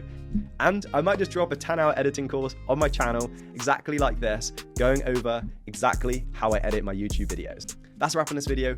All of the boards are linked down below. All of the examples of the stuff that I actually took you through in this video are also going to be linked down below. So go check that out. Go start creating content. Go take those ideas, do the research, do the strategy, action it out, film that content, post it, and see what happens.